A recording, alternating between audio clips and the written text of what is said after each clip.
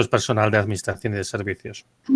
El CSIC fue fundado hace aproximadamente unos 100 años ahora, como consecuencia de lo que se llamaba entonces la Junta de Ampliación de Estudios, que decidió pues que merecía la pena intentar implantar en España una estructura de investigación científica estructurada. Y es un organismo que es parecido a otros organismos que hay en otros países europeos, por ejemplo, pues el CNRS en Francia o el CNR en Italia, ¿no? Y bueno, pues eso, es la institución de investigación más grande de España, con lo cual realmente debería ser más conocida, pero bueno, es verdad que en general mucha gente no sabe lo que es el CSIC, ¿no? Y bueno, pues está bien comentarlo. Genial. Bueno, ya te avisé, que sepas que estás delante de toda la población escolar de primero de bachillerato del Instituto Rosa Chacel, en Colmenar Viejo, Madrid. Antonio sí lo conoce, porque él estudió, como vais a estudiar muchos de vosotros, en la Autónoma, ¿verdad? Sí. Y estuvo ahí en Tres Cantos viviendo, o sea que conoce todo esto, ¿vale? Y él quiere contaros a vuestro nivel un resumencito de qué va el libro, o bueno, o de algo de vuestro futuro, creo. Sí, Entonces, sí. te doy paso y ya tú distribuye tu ponencia, ¿vale? De acuerdo. De hecho, lo que yo quiero es, dado que ya habéis leído el libro, es ir más allá del libro. Es decir, el libro básicamente lo que hace es resumir un poco cuál es la situación, cuál ha sido la situación y lo que se ha intentado durante los últimos, vamos a decir, 30 o 40 años, desde bueno, incluso más, ¿no? Desde las primeras crisis del petróleo en el año 73, que estas empezaron un poco después de que yo naciera. Y hasta ahora pues se ha intentado hacer una serie de cosas. Y ahora estamos ya en una situación concreta, que es la que yo os explicaré, que en el libro, bueno, se describe, pero no se describe con todo el detalle que os voy a dar yo ahora, ¿no? Sobre todo con toda la actualidad, porque los datos que os doy son ahora, digamos, los más actuales y creo que también sirven para poner un poco mejor perspectiva todo lo que se contaba en el libro. La mayoría de las cosas que os contaré son muy parecidas, o son tal cual las experiencias que utilicé cuando estuve en el Senado hace unas semanas, y luego hay otras que ya son un poco más específicas sobre, bueno, como ha comentado vuestro profesor, con respecto a vuestro futuro. Empiezo a presentar toda tu pantalla. A ver. Pantallas. Bueno. Supongo que podéis ver mi pantalla. Alguien me tendría que decir que sí. Sí, perfecto. Perfecto. Vale. Dale a modo presentación sí. y lo bueno. Vale, lo veis en modo presentación, ¿verdad? Sí, genial. Vale, bueno, pues paso directamente. Mi objetivo es que la charla dure unos 45 minutos aproximadamente, con la idea de que después podáis hacerme las preguntas que queráis, ¿vale? Durante el tiempo que consideréis oportuno. Una cuestión que está pasando en los últimos años es que la mayoría de las compañías petroleras están haciendo anuncios de desinversión y de cambio de su negocio, ¿no? O sea, han decidido que ya no se da cuenta pues invertir en el petróleo y se dedican a comprar otro tipo de, bueno, de actividades energéticas y, por ejemplo, en el caso concreto de España, tenemos el caso de Repsol. En esta noticia, que es de hace poco, es de enero de este año, nos cuenta cuál es el plan estratégico de Repsol para los próximos 5 años y lo que nos dicen es que van a invertir durante cada año de estos, desde el 2021 hasta el 2025, 150 millones cada año de estos para buscar nuevos yacimientos de petróleo y ponerlos en explotación, ¿vale? 150 millones de euros puede parecer muchísimo dinero, es mucho dinero, pero pensad que es solamente la 10ª parte de lo que invertía Repsol en este mismo concepto hace 10 años. En 2014, Repsol invertía más de 1.500 millones de euros al año. Y esto no ha sido una cosa por la COVID, esto ha sido algo que ha ido pasando progresivamente desde el 2014 hasta aquí. Y no solo lo ha hecho Repsol, esto lo han hecho todas las compañías del mundo. Y la pregunta es, ¿por qué han hecho esto? Bueno, pues en un informe que sacó el Departamento de Energía de los Estados Unidos en julio de 2014, nos informaba el Departamento de Energía que se estaba produciendo un problema muy gordo con la rentabilidad de las compañías que se dedican a la explotación de hidrocarburos, ¿no? de petróleo y gas. Esto que veis aquí, estas gráficas que veis aquí, están sacadas de ese informe y lo que veis en la línea verde son los ingresos por operaciones de las 127 compañías más grandes del mundo que se dedican a la explotación del petróleo y el gas, ¿no? La extracción y y puesta en disposición del mercado del petróleo y del gas. Incluye todo tipo de compañías, nacionales, multinacionales, públicas, privadas. La línea azul son los gastos de estas mismas 127 compañías. Y como podéis comprobar, de manera consistente, a partir de 2011, se produce un desfase, una diferencia entre lo que gastan y lo que ingresan, negativa, o sea, gastan más de lo que ingresan, del orden de 110.000 millones de dólares al año, que eso es muchísimo dinero. Lo peor del caso es que este desfase contable tan enorme sucede en el momento en el que el precio del petróleo está en valores históricamente altos, ¿no? Es este periodo que va del 2011 hasta mediados del 2014, en el cual el precio medio del barril de petróleo está en los $110 por barril, que es el precio más alto de toda la historia, el precio medio más alto de toda la historia, incluso teniendo en cuenta la inflación. Hubo un precio pico más alto en el año 2008, julio del 2008, hubo un pico de casi $150 por barril, pero como veis es una subida y después se produjo una bajada muy rápida, y si miráis el precio medio realmente estaba más abajo. El precio medio más alto corresponde a este periodo, que es donde estas compañías estaban perdiendo dinero a mansalva.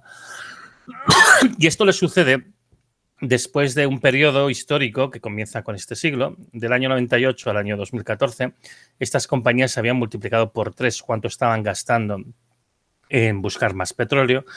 Y en ese año, cuando ya comprenden que no hay manera de ganar dinero con el petróleo porque no quedan yacimientos de petróleo rentables en el mundo, pues deciden que no merece la pena seguir luchando. Y lo que hacen a partir del año 2014, el conjunto de todas las compañías que se dedican a la explotación de petróleo del mundo es ir reduciendo su inversión con un poco de altibajos, no es un proceso continuo, como veis, pero en total, si miramos cuánto ha caído desde el año 2014 hasta ahora, si miramos el conjunto de las compañías petroleras del mundo, ha caído alrededor de un 60%, que es mucho. Porque tenéis que tener en cuenta que actualmente, como ya los yacimientos sencillos de explotar, los baratos, los que dan además un petróleo de mejor calidad, pues ya hace tiempo que están agotados o hace tiempo que están explotados y están los campos empezando a bajar la producción que dan, porque esto es lo que le pasa a cualquier campo de petróleo, pues claro, lo que queda es más difícil de extraer y hay que gastar más dinero. Entonces, justo en el momento que realmente, simplemente para mantenernos igual, tendríamos que incrementar la cantidad de dinero que se gasta para buscar más petróleo, lo que están haciendo es disminuirlo. Y no lo disminuyen por un tema de conciencia ecológica. Lo hacen, como explicaba hace un momento, porque han comprendido que se pierde dinero explotando petróleo, porque ya no queda petróleo rentable, cosa que además muchos estudiosos ya anticipaban desde hacía unos años que pasaría más o menos pues cuando ha pasado. Como consecuencia de esta desinversión, de esta falta de inversión en producción de petróleo, que es, recordemos, la principal materia prima energética que se utiliza en el mundo, la tercera parte de toda la energía que se consume en el mundo es en forma de petróleo. Vosotros seguramente lo estáis consumiendo continuamente, cada vez que os desplazáis en coche, cada vez que consumís productos que llegan a los supermercados, que llegan con camiones. Tened en cuenta además que los alimentos pues, se recogen con cosechadoras, se siembran con tractores, etcétera. Precisamente por esta desinversión que están haciendo las compañías petroleras, en el informe anual que hizo la Agencia Internacional de la Energía el año 2018, ya nos avisaba que probablemente se iban a producir varios picos de precio en el precio del petróleo de aquí al 2025, ¿no? Del año 2018, digamos, al 2025. Esto que veis aquí son las previsiones que tenía la Agencia Internacional de la Energía para la producción de petróleo, que representa las dos franjas de color, digamos, rojizo, y la demanda, que son las líneas verde y azul, dependiendo en qué escenario se sitúen, ¿no? Si nos situamos en el escenario de desarrollo sostenible, la línea verde, el consumo, la demanda de petróleo no se incrementaría tanto. Si nos situamos en el escenario de nuevas políticas, pues tendría que subir bastante más hasta los 100 billones de barriles diarios el año 2025. Y como veis, lo que nos dice es que ellos esperan que haya un desfase entre el consumo y la posible oferta, debido al hecho de que los campos ya están en declinación, de hasta 34 millones de barriles diarios, es decir, el 34%, porque justo para entonces se esperaría que la demanda fuera de 100 billones de barriles diarios, ¿no? Es verdad que en el mismo informe dicen que, bueno, que si se producen toda una serie de inversiones adicionales por parte de las compañías y si el fracking en los Estados Unidos consigue multiplicarse por 3, se podría reducir este desfase al 13%, que igualmente es un desfase enorme, ¿no? Pensad que cuando fue la crisis del 2008, el consumo de petróleo cayó un 4%. Y aquí dirían que, bueno, que ellos consideran que en el mejor escenario posible, que es muy optimista, se iba a caer por lo menos un 13%, con lo cual evidentemente iba a haber una crisis económica realmente importante. Pero esto es lo que decía en el año 2018. En el mismo informe del año 2018 había esta otra gráfica bastante preocupante en el que nos dicen qué pasaría si no se invirtiese, si realmente pues, siguiese esta política de no inversión. Y como veis, de aquí al año 2040 dan un horizonte más largo plazo. Es como una gráfica como la anterior, pero simplemente más largo plazo. Pues lo que se ve es que la producción de petróleo decaería para el año 2040 por debajo de la cuarta parte de lo que se está consumiendo ahora mismo. Con lo cual, bueno, pues esencialmente es una situación de caída muy rápida de la producción de petróleo que no responde a ninguna intención de luchar contra el cambio climático, cosa que evidentemente hay que hacer, ni a nada más que el problema de que las compañías no invierten en ello porque no es un negocio rentable. Pero eso fue lo que decía el año 2018. El año 2020 han actualizado un poco sus datos. Tenéis que tener en cuenta que la Agencia Internacional de la Energía es una agencia de la OCDE, una organización para la cooperación y el desarrollo económico, que es una organización que engloba a los países más ricos del mundo, incluyendo España, y que siempre, bueno, es bastante reservada, bastante tímida a la hora de hacer malos pronósticos de cara al futuro, con lo cual siempre intentan adornarlo para que las cosas no parezcan tan terribles como son, ¿no? Pero bueno, en el año 2018, pero en el año 2020, el último informe que sacaron, hicieron esto de aquí. Enseñaban cómo esperaban ellos que evolucionase la producción de petróleo en los próximos, vamos a decir, pues 20 años, dependiendo del grado de inversión que vayan a recibir los campos de petróleo, ¿no? Entonces tenemos la franja de color marrón más claro, que como veis cae muy deprisa, que es lo que correspondería a lo que pasaría si no se invirtiese. La franja de color marrón un pelín más oscuro es lo que esperan que salga si se invierte únicamente en mantener los campos existentes, que tiene también una cierta dosis ya de optimismo, se puede hacer una remontada rápida en los próximos años, pero bueno, como veis igualmente la caída es bastante pronunciada. Después, y luego tenemos, bueno, pues lo que haría falta para poder cumplir el objetivo de desarrollo sostenible, del escenario de desarrollo sostenible, que es la franja de color verde, y adicionalmente, si quisiéramos cumplir con el objetivo del escenario de políticas anunciadas, incluiría pues la franja de color azul, ¿no? Por desgracia, teniendo en cuenta cuál es actualmente la política de inversión de las compañías, el escenario del que estamos más próximos en este momento es el primero de todos, el de no inversión, que garantizaría una caída en la producción de petróleo de hasta el 50% de aquí al 2025. Es decir, en muy poco tiempo realmente, ¿no? Además, pensad que esto no quiere decir que es que caiga de repente un 50% en 2025. Como veis, es algo progresivo. Más o menos cada año irá cayendo un 10%. Con lo cual, por ejemplo, este mismo año, teniendo en cuenta que la crisis de la COVID supuso una retracción de la demanda justamente alrededor del 10%, simplemente con la caída prevista para este mismo año, seguramente pues podemos esperar que la oferta empiece a caer por debajo de la demanda y el precio se dispare este mismo año o principios del que viene.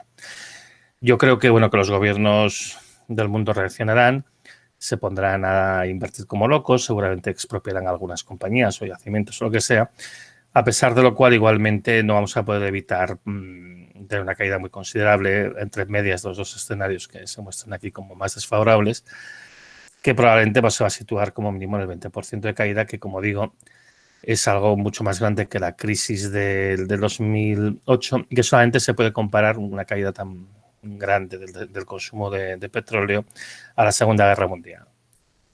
Bueno. Todo indica que no vamos a un escenario nada bueno. Las quiebras en el sector del fracking continúan acumulándose, ya superan los 300.000 millones de euros. No es algo que haya empezado con la COVID, ¿eh? Como veis, es una cosa que empezó bastante antes. Era un sector que evidentemente nunca fue rentable. Se ha mantenido vivo gracias a razones políticas. Justo cuando entró Trump en la Casa Blanca estaba empezando a bajar, Trump le dio un nuevo impulso con regulaciones y demás. Pero al final igualmente, como no se gana dinero porque es un petróleo de baja calidad y que cuesta mucho de extraer económicamente, pues como digo, las quiebras se van acumulando y aquí por aquí no cabe esperar ninguna salvación y era donde la Agencia Internacional de la Energía depositaba más esperanzas para revertir la situación actual. La situación con el petróleo es mala, pero no es la única fuente no renovable que tiene problemas. Si miramos la producción del carbón, el carbón está haciendo algo parecido a lo que hizo el petróleo en los últimos años, que está empezando a oscilar, ¿no? Llega a un valor máximo y esto es lo típico que pasa con una materia prima cuando ya está cerca de su máximo de producción, que empieza a oscilar. Le cuesta superar, es como si hubiera un techo y se da golpe contra el techo, recula, sube a golpe contra el techo, recula, hace lo que se llama una meseta ondulante, ¿no?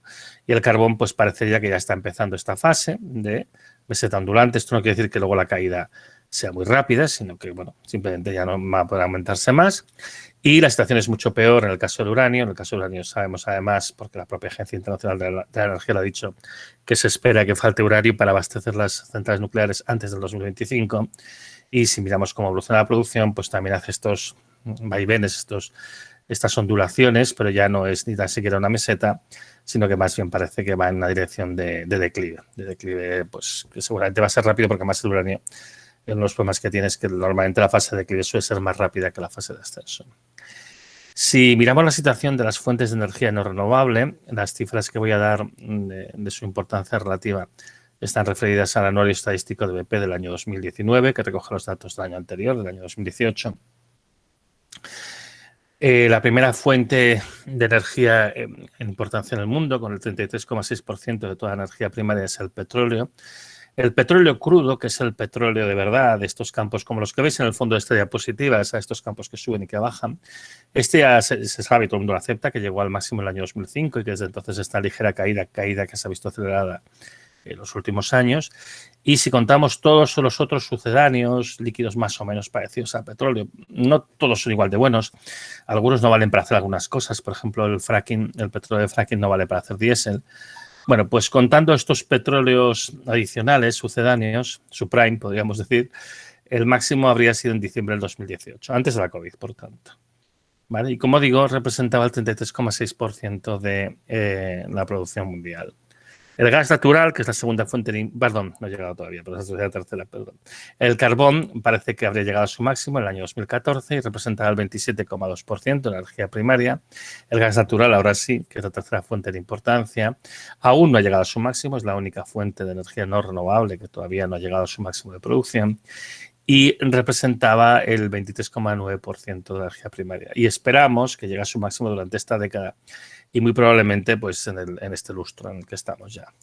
Y en cuanto al uranio, pues habría llegado a su máximo en el año 2016 y representaba solamente el 4,4% de energía primaria. Si sumamos todas estas fuentes de energía, nos damos cuenta de que las fuentes de energía no renovable, que representaban el 89% de toda la energía primaria consumida a nivel del mundo, habrían llegado a su máxima producción conjunta en algún momento de los últimos años. Ya ha pasado, o sea, ya estaríamos en la fase de declive. Una cosa que es importante entender, yo no quiero que nadie salga de aquí diciendo, es que Turiel dice que ya se acaba el petróleo, se acaba el año, se acaba no sé qué año y tal.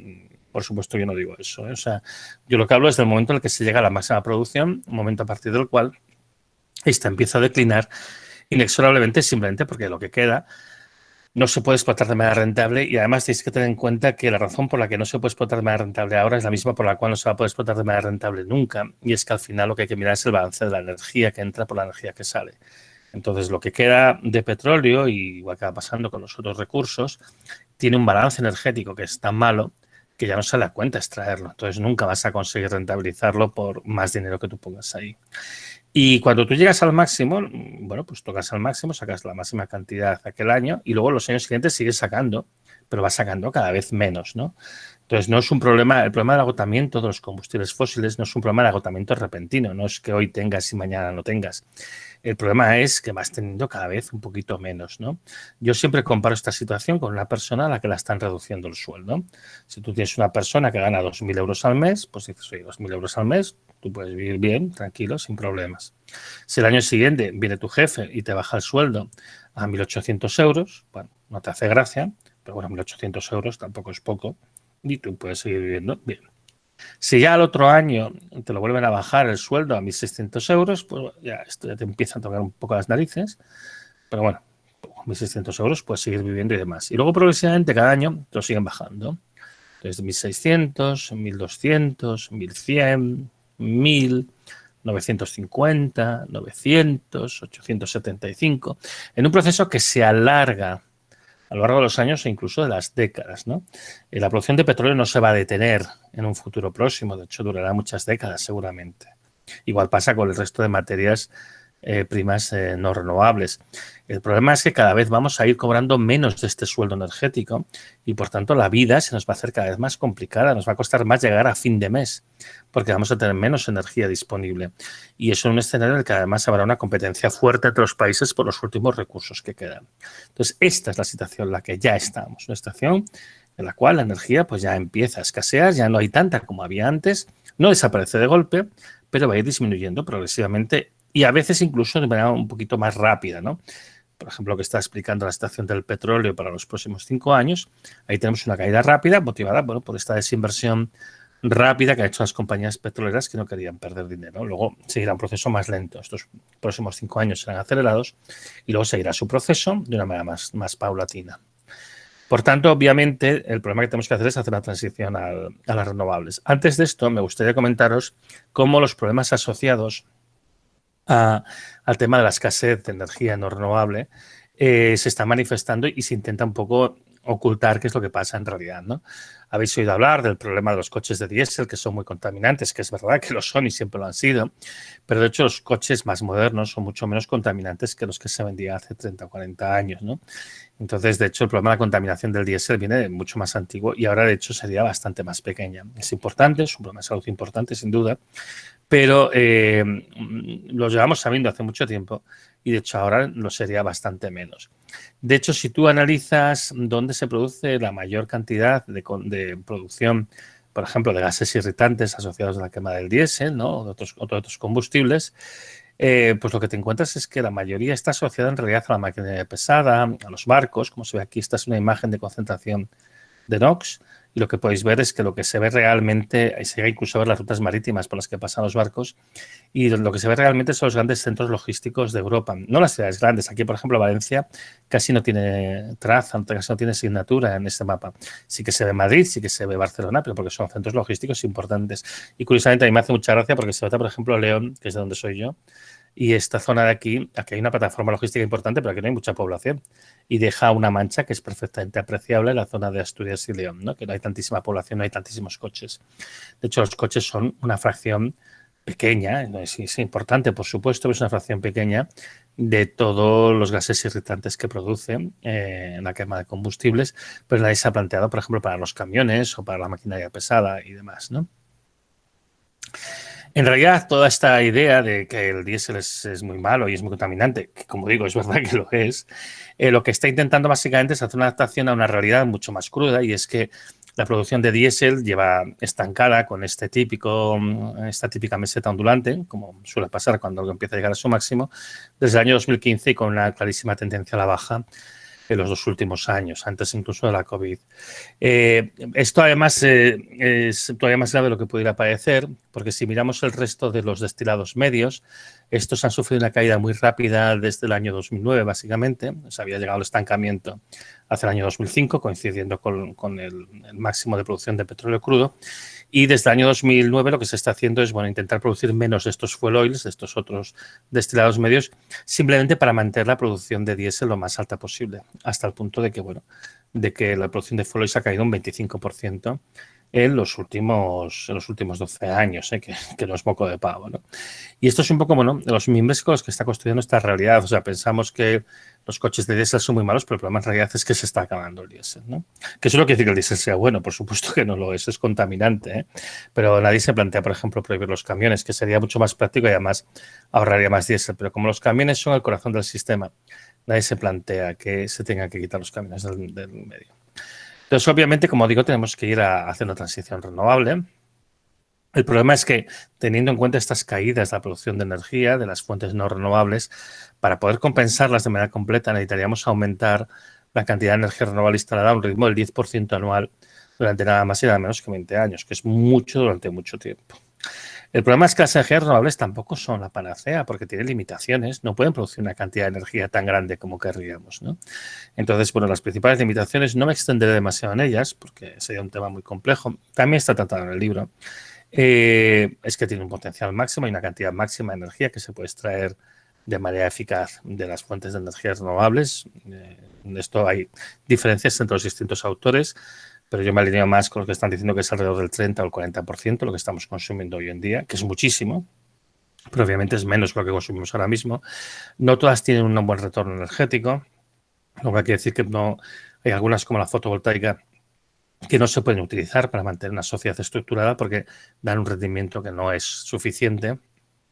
Dependen de las energías fósiles para su instalación, lo cual es un problema para cuando no tengamos las energías fósiles. Tiene una rentabilidad económica que no siempre es buena y además está orientada a la producción de electricidad cuando no es electricidad lo que siempre necesitamos, ¿no? Voy a extenderme un poquito con estas, con la penúltima y la última. Respecto al tema de la dependencia de los combustibles fósiles, no perdáis de vista que, por ejemplo, cuando hablamos de un aerogenerador o hablamos de una presa hidroeléctrica, estamos hablando de industria pesada. Esto implica un montón de maquinaria, tienes que además poner un montón de hormigón, de acero y las maquinaria necesaria para su despliegue y demás. En el caso de la fotovoltaica es mucho más manual, es una escala mucho más pequeña, pero cuidado porque aparte de toda la energía que se ha consumido para la fabricación de los paneles, incluso el proceso de instalación, pues hay que hacer algunas obras, hay que hacer canalizaciones, hay que poner pues inversores, transformadores, etcétera, y todo esto al final pues también requiere bastantes combustibles fósiles. En cuanto a la electrificación, que es otro de los problemas que es bastante clave, hay que pensar que los sistemas renovables que estamos hablando hoy en día, sobre todo la moderna eólica y la fotovoltaica, están orientadas a la producción de electricidad, lo cual tiene dos problemas en el caso de España. Por una parte, que la electricidad representa un poco más del 20% de toda la energía final que se está consumiendo en España hoy en día y que además llevamos décadas así. Y es que es similar a lo que pasa en otros países europeos y en otros países avanzados, ¿no? Es muy difícil conseguir una penetración de la electricidad que esté significativamente por encima del 20%. En España, pues el porcentaje oscila entre el 21 y el 23, depende un poco del año. Pero bueno, pues es lo que es.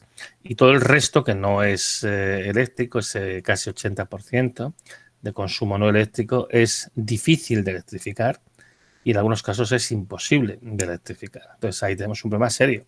Estamos hablando de producir más electricidad, pero está claro que es electricidad lo que necesitemos. Cuando además lo que se está observando en España y también en otros países es que hay un descenso del consumo de electricidad a pesar de que tenemos una capacidad instalada ahora mismo en este momento que es superior a nuestra demanda e incluso al consumo máximo. En España hay 108 gigavatios de potencia eléctrica instalada, que es el máximo que podría dar si todo funcionase a pleno rendimiento en un momento determinado.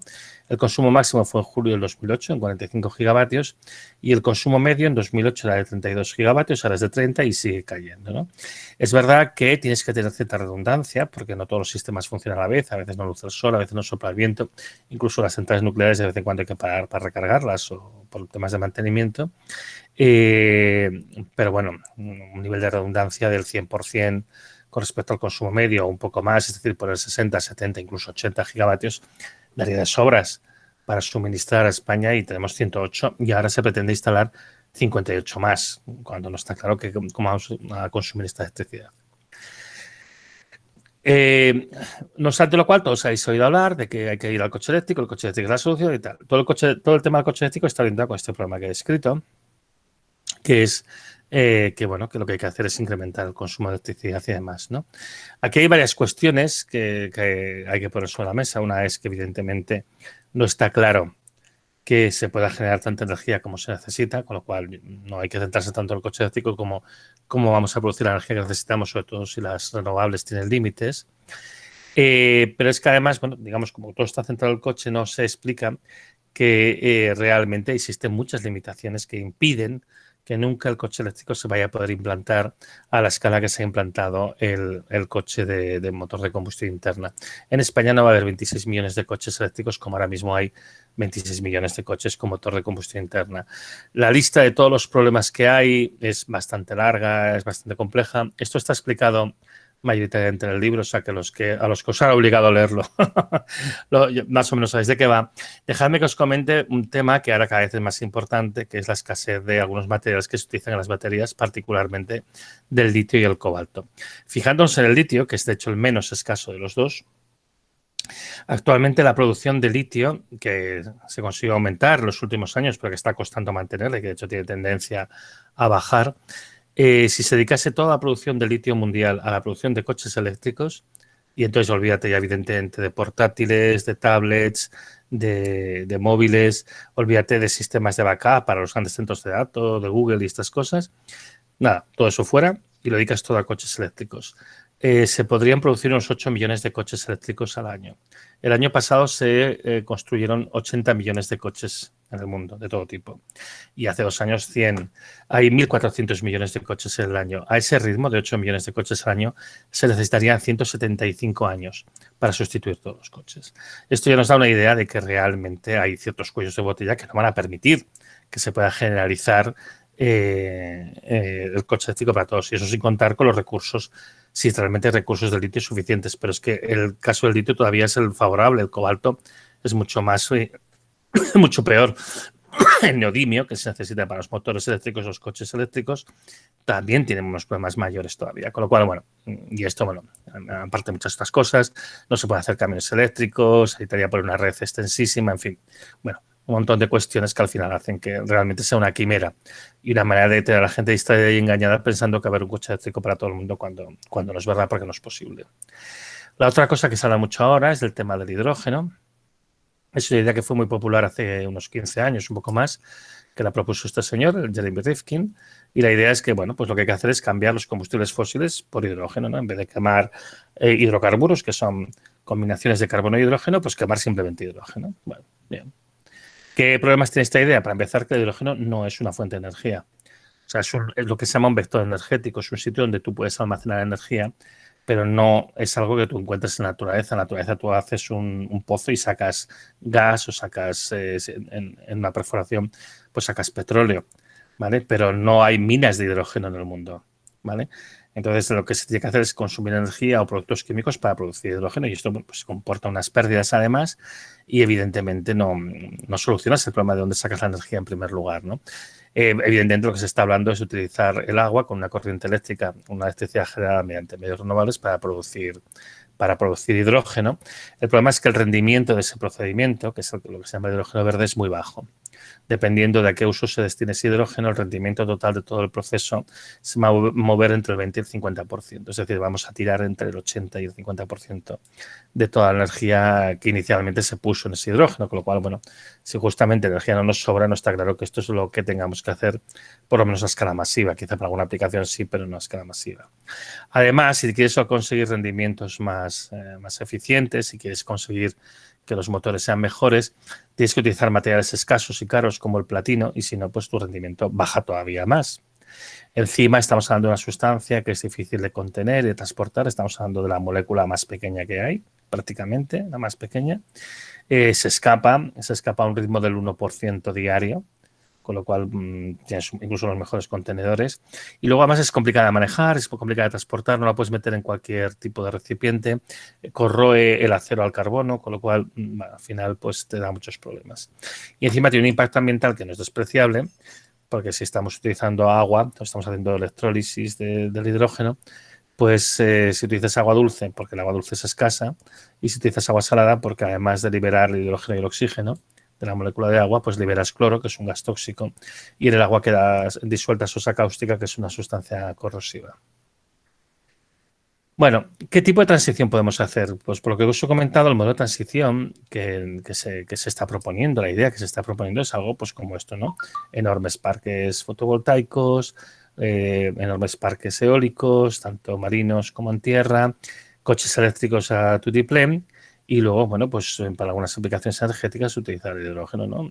Tocamos la electricidad que nos viene de las fuentes de energía renovables, la hacemos pasar por una cubeta de agua, ¿no? Y se separa el hidrógeno del oxígeno, ¿vale? Y con esto obtenemos un combustible para máquinas autónomas, para camiones, para cosas así, ¿vale? ¿Qué problema tenemos? Que todas estas soluciones son tan tecnológicas, porque requieren una tecnología bastante avanzada, acaban requiriendo casi toda la tabla periódica, ¿no? Esto es una tabla periódica, bueno, una imagen muy interesante que hizo la Asociación Europea de Química, en lo que se ve los distintos elementos, las casillas están deformadas en función de su abundancia relativa, ¿no? Entonces nos damos cuenta de que hay algunos elementos que, bueno, pues que no son tan abundantes y que son requeridos, aquí marca en concreto los que se utilizan para los móviles, ¿no? Entonces nos damos cuenta que algunos elementos que realmente son complicados de extraer o que ya están en escasa cantidad, pues bueno, pues se destinan a la utilización, a la fabricación de muebles y demás, ¿no? Por cierto, una cosa interesante, los muebles que estoy seguro que cada uno de vosotros tenéis en el bolsillo o en vuestra mochila, hay más concentración de oro y plata en vuestro móvil en peso que la que hay en las minas de oro y plata en el mundo. Actualmente, para poder producir menos de 1 kilo de oro hay que mover 1 tonelada de material, ¿no? Y en vuestro móvil hay una concentración que es más grande de oro. Y es bueno, porque las minas de oro y de plata también están muy agotadas. Si nos centramos en las distintas alternativas tecnológicas asociadas a lo que se ha llamado erróneamente pues tecnologías verdes, veis que requieren una gran cantidad de materiales que salen bueno, que acaban cubriendo bastante la tabla periódica, algunos de los cuales son bastante escasos. Algunos son comunes, son más comunes, y otros, sin embargo, son muy escasos y al final pues se necesita mucho material cuyo suministro de cara al futuro no está en absoluto garantizado. Más teniendo en cuenta que precisamente por culpa de la escasez de petróleo que ya ha comenzado y teniendo en cuenta que muchas minas se explotan porque se utiliza petróleo para extraerlas, se utiliza diésel en las maquinarias y demás, se está empezando ya a producir un fenómeno de escasez. En los últimos meses ya está empezando a escasear el diésel, pero ahora mismo, por ejemplo, hay un gran problema de escasez de plásticos, ¿no? Hay muchas empresas, si conocéis a alguno de los padres vuestros, pues trabaja en alguna empresa que trabaje con plásticos, pues os puede contar que en los últimos meses se ha encarecido mucho el precio del plástico y que incluso empieza a haber problemas de suministro, de que no llegan para hacer las cosas. Y eso también está empezando a afectar a algunos metales. Y, por ejemplo, a uno de ellos que es bastante crítico, que es el cobre, que se utiliza para todos los procesos de electrificación. La cosa llega hasta el extremo de que está empezando a escasear madera. ¿Por qué escasea todo esto? Bueno, pues porque para producir todo esto hace falta diésel.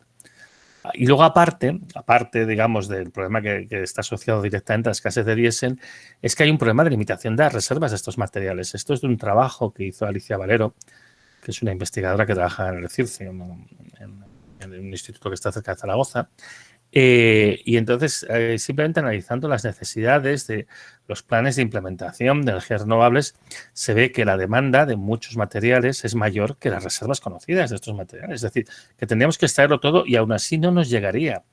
Y entonces hay materiales pues, que son como la plata, el cadmio, el cobalto, el cromo, el cobre. Bueno, esto podríais repasar a ver si os acordáis de los nombres de los elementos químicos, ¿no?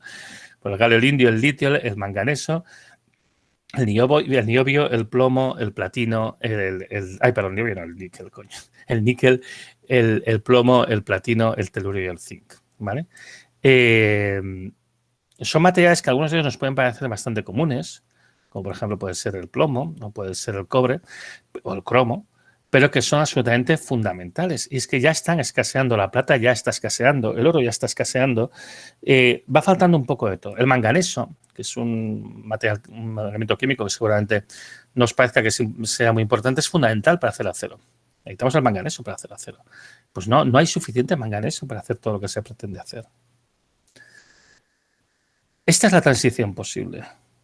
El modelo de transición posible, la transición que realmente se puede hacer y que además sabemos cómo hacerla, es un modelo que se basa en el aprovechamiento energético local, ¿no? Hay los modelos más tradicionales, pues como los molinos de agua o los molinos de viento o un simple horno solar, que esto a lo mejor habéis hecho alguna experiencia en clase, ¿no? De concentrando sobre una olla, pues mediante un espejo parabólico, pues concentra los rayos de sol para calentar una olla de agua.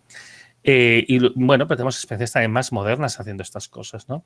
Por ejemplo, debajo del molino de agua lo que veis es lo que se llamaba una colonia textil, que de estas había muchísimas en Cataluña a principios del siglo XX, y lo que hacían era aprovechar pequeños saltos de agua para mover su maquinaria, a veces generando un poquito de electricidad y a veces directamente el impulso mecánico lo utilizaban para accionar la maquinaria, los telares, y allí trabajaba mucha gente, se iban a vivir allí en esa zona y se aprovechaba allí. El viento tradicionalmente se ha utilizado, aparte para moler el grano, para bombear agua y también se podría utilizar de una manera semejante en la producción industrial. Y la luz del sol se puede utilizar, se puede concentrar, se puede utilizar a nivel de los domicilios para calentar el agua, que de hecho es la cosa que más se necesita, lo que más energía consume a nivel de un domicilio. No es electricidad, sino el calentar el agua para los distintos usos que se usa. Y esto se puede hacer pues simplemente con un sistema como el que veis abajo a la derecha, ¿no? Que tienes unos tubos que pasan agua por ahí, lo que hacen es calentarla y requiere una tecnología sencilla y unos materiales sencillos, ¿no? La ventaja de todos estos modelos de aprovechamiento de la energía renovable es que requieren muchísimo menos materiales, las escalas son mucho más pequeñas, es mucho más manejable, es mucho más fácil de reparar, no requiere grandes tecnologías, etcétera, etcétera. Y además, el rendimiento es mayor. Y además, tiene la ventaja de que como el aprovechamiento es local, genera empleo localmente. No son estos sectores que tú captas ahí, te los llevas a otro sitio y demás. El inconveniente que tiene justamente es este, de que no te permite centralizar la producción. La producción es distribuida como había sido a principios del siglo XX. Pero teniendo en cuenta que van a faltar materiales y que de hecho ya nos falta tiempo, este es el modelo de transición que realmente podemos hacer y que además sería efectivo, porque realmente se podría aprovechar la energía de una manera mucho más eficaz. Estamos en medio de una crisis energética que está en marcha y que esto nos pone en un riesgo real de colapso, ¿no? Hay muchas veces la tendencia a pensar que un colapso es algo que no... El tema del colapso muchas veces se habla con demasiada ligereza, ¿no? Hasta que, bueno, son de estas palabras que sí se utilizan mucho se acaba perdiendo su significado, ¿no?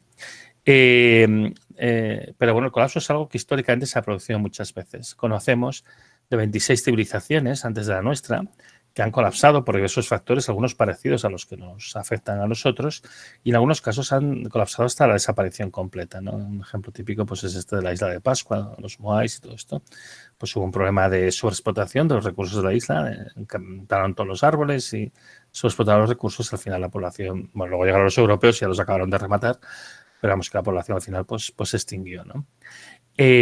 A nosotros nos podría pasar igual, porque es un fenómeno relativamente común a lo largo de la historia de la humanidad, ¿no? Que la sociedad deje de ser funcional y se vaya autodestruyendo. Pero hay que recordar que el colapso siempre es un daño autoinfligido. O sea, las sociedades que colapsan lo hacen porque se entestan, se emperran en hacer las cosas de una determinada manera, sabiendo que no es correcta. Es un poco como lo que representa esta viñeta, ¿no? Tenemos respuestas a nuestros problemas. Hay las sencillas pero equivocadas, y entonces te vas al abismo, o las complejas pero correctas. Entonces, bueno, emperrarse en intentar hacer las cosas con este modelo de electricidad centralizada, grande construcción renovable y no sé qué, para mantener el modelo tal cual está actualmente, bueno, pues esto seguramente, como no va a haber materiales, va a faltar energía y tal, no vamos a poder hacerlo. Y si nos empeñamos en que esta es la única manera, pues podemos producirnos un colapso. Sin embargo, si comprendemos que lo que hay que hacer es aprovechar la energía de otra manera, mucho más local, de una manera mucho más armónica con la naturaleza, con menos impacto, con mejor aprovechamiento y demás, bueno, podemos dar una solución real al problema que tenemos, adaptarnos a la situación que realmente tenemos. Porque además el colapso no es una cosa que está escrita en piedra, no es algo que sea inevitable. Siempre se está a tiempo de revertirlo. Tenemos muchos casos también de civilizaciones que comprendieron que están al borde del colapso y fueron capaces de tomar las medidas adecuadas para evitar agravar los problemas a los que estaban. Y nosotros no somos tampoco, no es una excepción.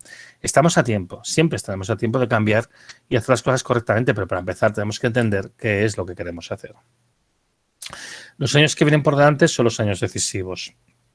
Por una parte tenemos la lucha contra el cambio climático, que ese problema, por desgracia, no ha desaparecido, y el hecho de que vamos a poder consumir menos combustibles fósiles, desafortunadamente, os tengo que decir, no soluciona el problema del cambio climático porque ya hay procesos que ya están en marcha y va a continuar todavía durante un par de siglos por lo menos, incluso aunque paráramos ahora la emisión de gases de efecto invernadero, y eso sin contar con todos los otros procesos que están en marcha.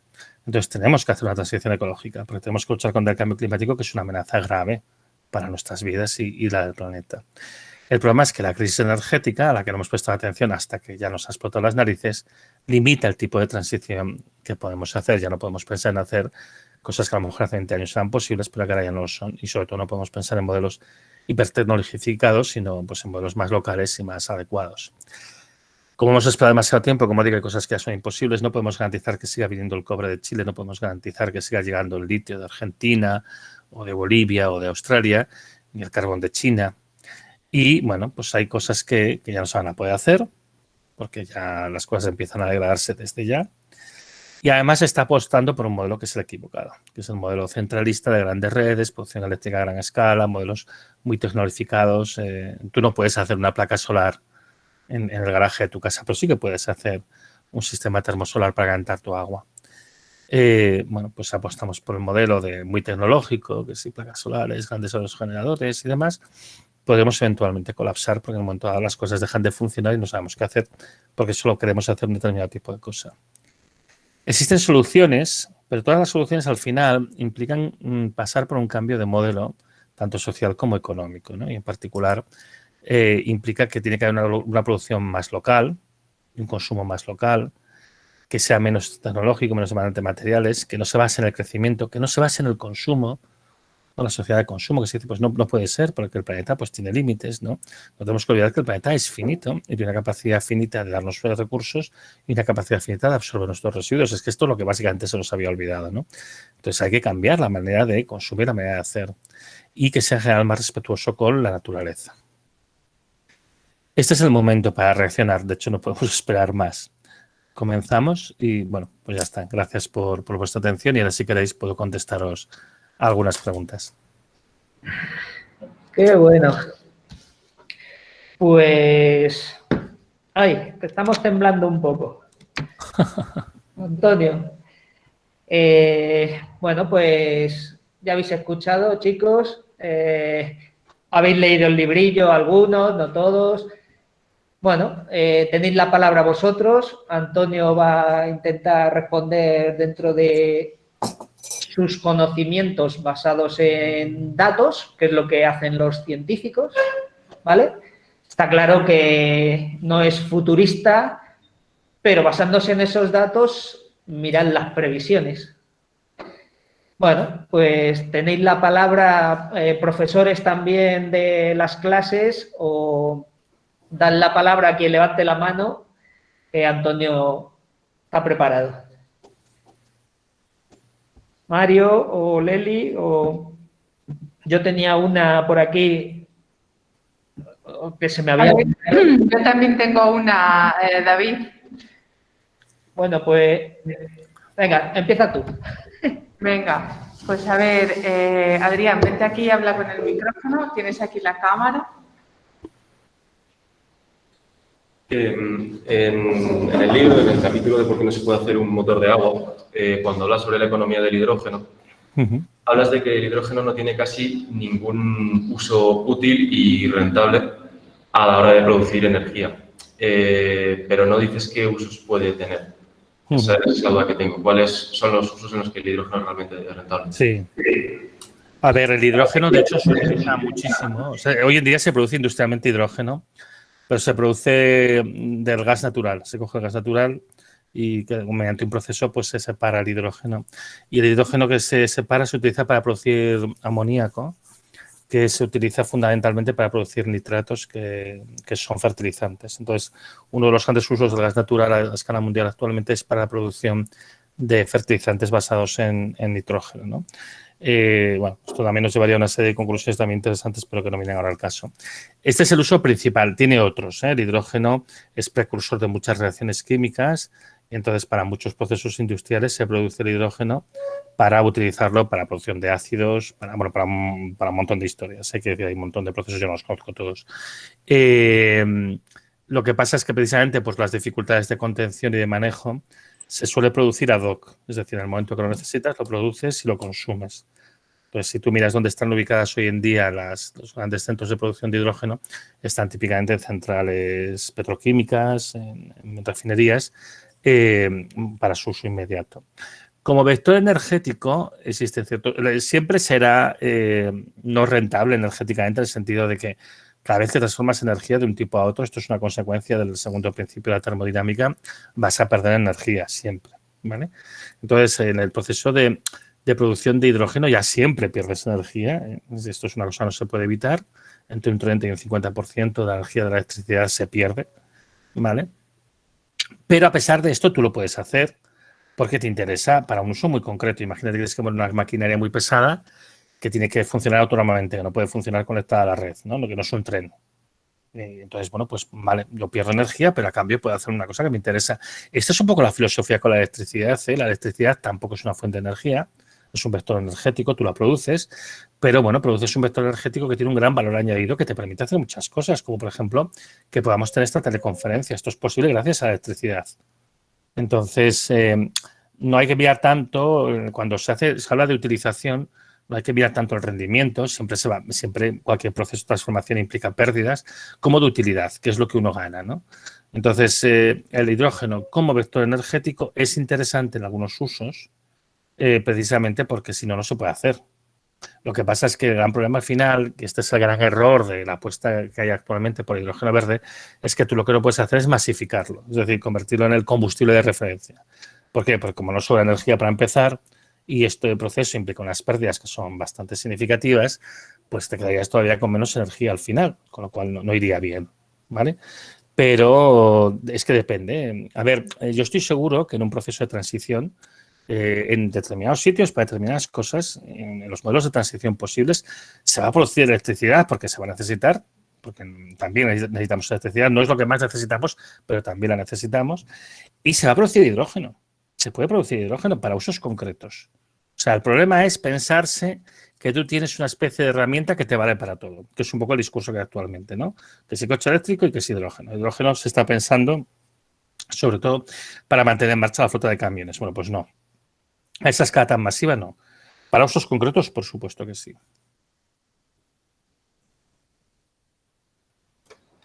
Genial. Gracias.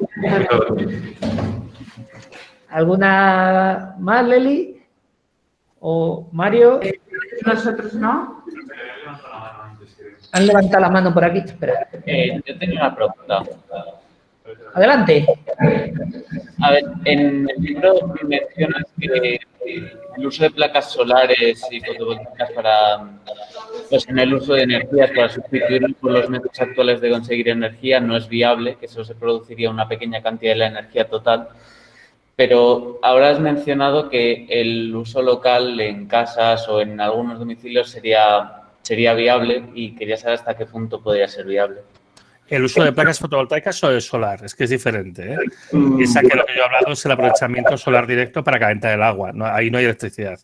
De todas maneras, la producción de electricidad a pequeña escala. A ver, es que el problema con la electricidad es que tendemos a pensar en el modelo actual de gran red, gran escala y demás, ¿no? Al principio de la segunda revolución industrial, la electricidad se producía mucho más localmente para un consumo mucho más local, lo cual permitía además evitar una serie de problemas que tiene la producción en gran red, ¿no? Los profesores, seguramente, que son más mayores que vosotros, recordarán que un tema que se hablaba hace 10 años, es la necesidad de instalar grandes autopistas eléctricas que atravesaran Europa y redistribuyesen la electricidad de un lado a otro. Y este es un tema que prácticamente ha desaparecido de la discusión política y ha dejado paso al tema del hidrógeno. Entonces, la pregunta realmente es ¿por qué? Porque una idea que en principio no era mala, que es el tema de redistribuir la electricidad por toda Europa, ¿no? Y que allá donde haya luz y pues se produzca fotovoltaica y esto se pueda llevar, por ejemplo, a otra parte de Europa donde no, en aquel momento no luzca el sol, porque esto se ha dejado de lado, ¿no? Y esto tiene que ver con una serie de dificultades que no plantean las instalaciones locales, que no es ya tanto el problema de la intermitencia, el hecho de que a veces tienes o no, porque si haces una cosa a gran escala justamente es para combatir la intermitencia, para que, bueno, no pasa nunca que a nivel del continente no haga sol en ninguna parte, ¿vale?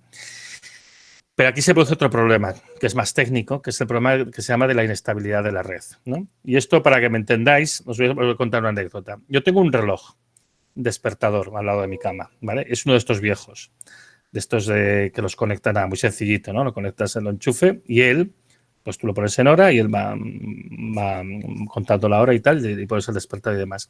Mi reloj se atrasa 2 minutos más o menos cada mes, sistemáticamente. Y se atrasa 2 minutos cada mes porque mi reloj no tiene ningún reloj interno. Él lo que hace es simplemente contar los ciclos de la luz.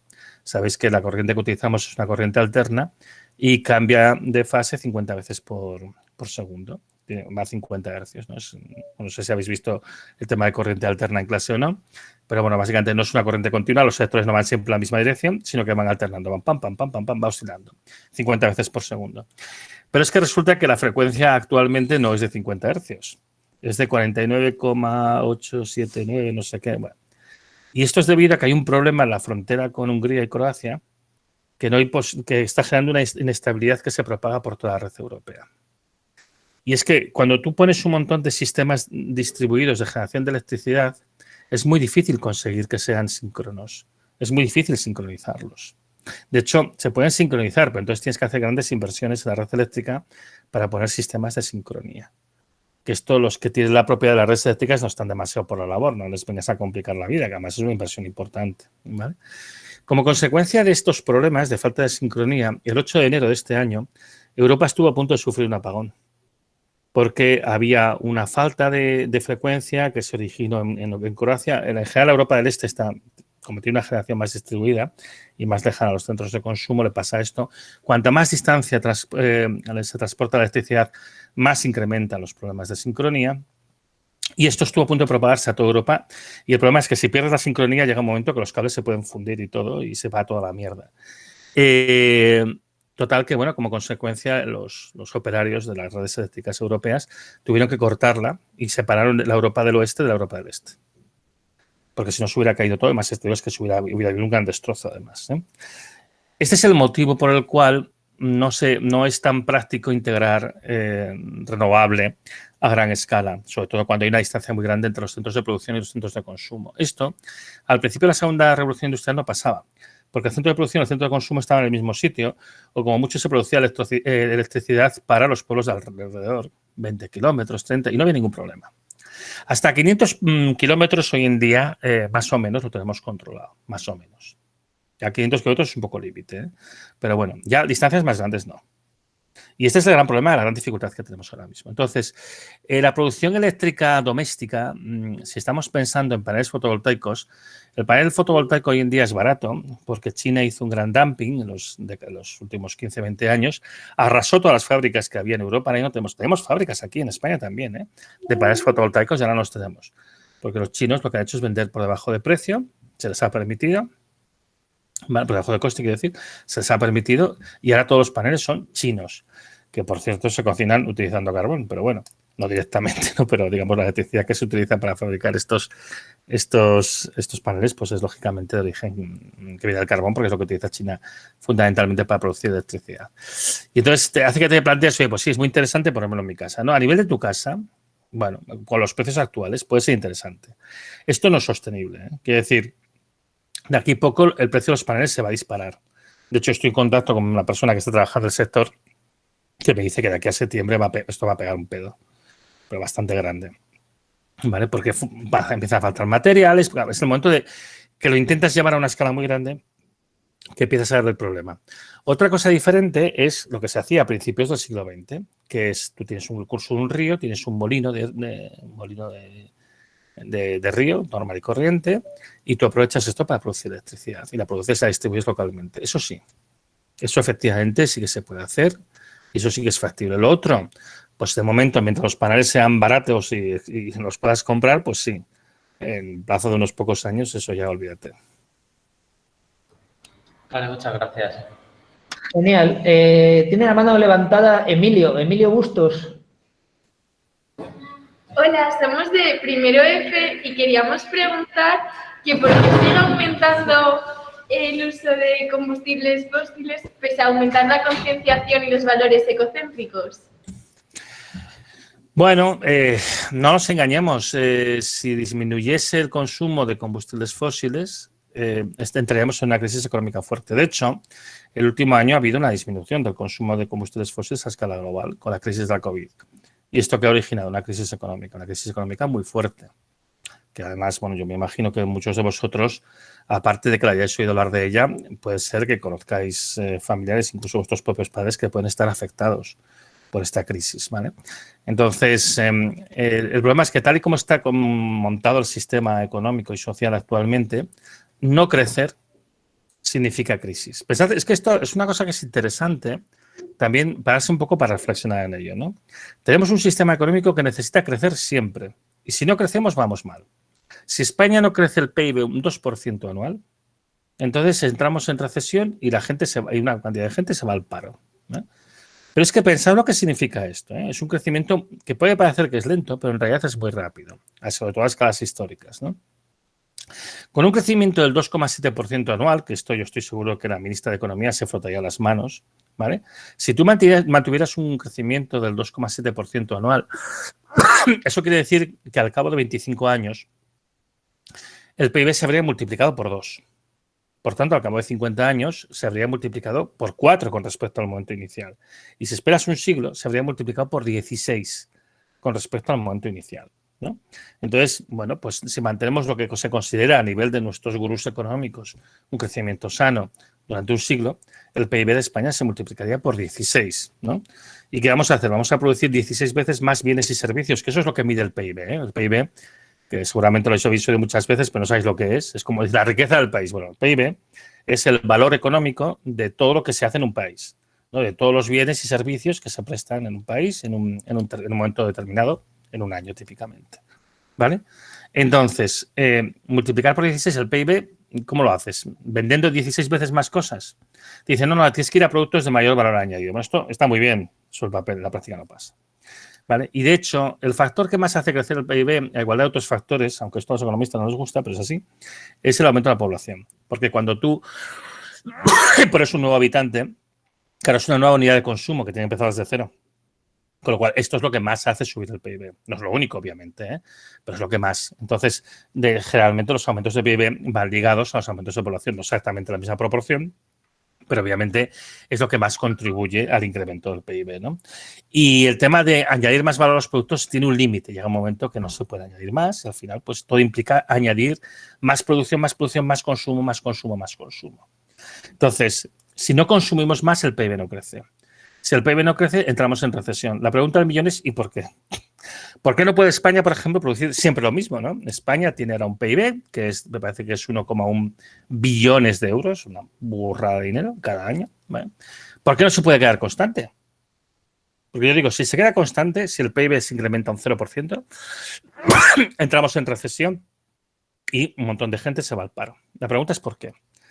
Y la clave de todo esto está en cómo funciona nuestro sistema financiero. Porque uno funciona con financiación ajena, te da dinero el banco, te pide un préstamo, tú pides un préstamo y tienes que pagar un interés, con lo cual tienes que devolver más dinero del que pediste. Con lo cual, si no creces, tienes un problema, porque no vas a poder devolver el crédito, por lo menos no vas a poder devolver los intereses. Entonces, ahí, esto es lo que nos empuja a crecer. Tenemos un sistema económico y financiero que fue muy útil para expandirnos, para crecer, en el momento que crecíamos, ¿no? Pero llega un momento que hay que parar. A ver, vosotros, yo estoy seguro que vosotros y vosotras habéis crecido mucho en los últimos años, ¿no? Siempre que viene la tía te dice, uy, ¿cuánto has crecido? ¿No? Habéis crecido muchísimo. Pero claro, ya estáis llegando al final de vuestro crecimiento, ya os estáis acercando al momento que ya no creceréis más, lo sabéis. Y no pasa nada, eso es lo que se llama la madurez, ¿no? Luego vienen las hipotecas y otras cosas, pero bueno. Dejar de crecer es un proceso natural en la naturaleza. Es lo normal, las cosas no crecen para siempre. ¿Sabéis qué cosa es la que no está programada para dejar de crecer? El cáncer. El cáncer son células que se vuelven locas y empiezan a reproducirse y no saben parar. Los virus también son otro sistema que están programados para crecer indefinidamente sin saber parar. Nosotros tenemos un sistema económico que tal y como está concebido ha sido útil mientras estábamos en la adolescencia, en la niñez y adolescencia, pero ahora tendríamos que hacer la transición hacia la madurez porque si no se comportará como un cáncer o se comportará como un virus. Por ese motivo, no hemos parado de aumentar el consumo. Hasta ahora, porque pensad que ahora ya está reduciéndose el consumo. O sea, podéis tener la impresión de que nada está cambiando a vuestro alrededor. Pero os lo aseguro, está cambiando y está cambiando muy rápido. Empieza a haber escasez de microchips. A lo mejor dentro de un año no os vais a poder cambiar el móvil. Empieza a haber escasez de plásticos. A lo mejor de aquí un poco tiempo vais al súper y los alimentos ya no están en bandejas de poliespán o recubiertos con film de este transparente. Están empezando a faltar metales, a lo mejor para la producción de coches. De hecho, está parando la producción de coches en algunos sitios. Es decir, el consumo ya está reduciéndose. Y una parte importante de este problema, que tiene varios factores, como cualquier problema, todos los problemas siempre son multifactoriales, pero un factor importante es la escasez de petróleo, es la escasez de energía que ya ha comenzado. Entonces, ahora ya este debate de por qué no lo hacemos no tiene mucho sentido, porque el proceso de dejar de consumir combustibles fósiles ya ha comenzado y no por nuestra elección. Nos lo impone la escasez, nos lo impone al final la naturaleza, simplemente porque no hay más que sea rentable y es a esto a lo que vamos, ¿vale? Como consecuencia, dado que nuestro sistema económico se orienta al crecimiento y si no crece, entramos en recesión, vamos a ir a una recesión económica bestial. Bestial, ¿eh? O sea, pensad que si al final somos tan idiotas, espero que no, de no hacer nada, los gobiernos son tan idiotas de no reaccionar ante de las peores previsiones y realmente la producción de petróleo llegase a caer un 50%, de aquí al 2025, que no es nada, chavales, que es que de aquí al 2025, evidentemente, todos estáis aquí, estáis vivos, estáis bien, estáis sanos, eso espero, vaya. Eso será un desastre económico como no se ha conocido nunca. La Segunda Guerra Mundial supuso una caída del consumo del petróleo del 20%. Os estoy diciendo que si no se hace nada puede caer un 50% de aquí 4 años y medio, una cosa así. Entonces, bueno, yo estoy convencido de que va a haber una reacción, yo estoy convencido que se van a hacer cosas, aún así va a haber cierta caída, ¿eh? Y ahora vamos a ir a una crisis muy, muy, muy severa. Y el problema es que en medio de esta crisis tan severa se va a apostar por hacer esta transición. ¿Por qué creéis que de repente Europa ha puesto estos fondos Next Generation, que habéis oído hablar, el fondo de recuperación, todo esto dinero que dan a España y demás? ¿Orientados a qué? Fundamentalmente hacia la transición ecológica. ¿Por qué creéis que se hace esto? Porque se está buscando desesperadamente un modelo energético que sustituya al actual. Porque ya saben que el actual se va al garete. Ya lo saben. En la Unión Europea, a ver, yo estaba en un proyecto que se llama el proyecto MEDEAS, un proyecto europeo. Nos lo financió la Comisión Europea. Hablábamos de estas cosas. Lo llevaba mi compañero Jordi Soler. Ahora hay otro proyecto que es un poco la continuación de este, que lo llevan los de Valladolid, los de la Universidad de Valladolid, que se llama Locomotion. Saben perfectamente estas cosas, las hemos explicado muchas veces. Saben perfectamente de qué va todo esto. O sea, no os equivoquéis, ¿eh? Esto es una cosa que es perfectamente conocida. Yo he estado en el Senado contándoles esto. La mitad de los senadores habían leído mi libro. Ya sabían de qué iba. Otros no, otros estaban un poco en la inopia. Pero bueno, pues esto pasa como un poco con todo el mundo. Esto es perfectamente conocido, ¿eh? No os penséis que... Quizá para vosotros es una sorpresa, pero te aseguro que para la mayoría de la gente que está en los puestos de responsabilidad no lo es. Y el problema aquí al final es qué modelo de transición queremos abordar, ¿no? Entonces, ¿cuál es el modelo menos doloroso y el que va a causar menos problemas? Y yo, mi impresión, por los datos que yo tengo y por las cosas que os he comentado, es que estamos escogiendo un modelo que no va a funcionar porque no va a poder funcionar, porque se sigue basando la idea de que vamos a disponer de unos materiales que no vamos a poder disponer de ellos, entre otras cosas, y luego la rentabilidad de las explotaciones renovables y demás.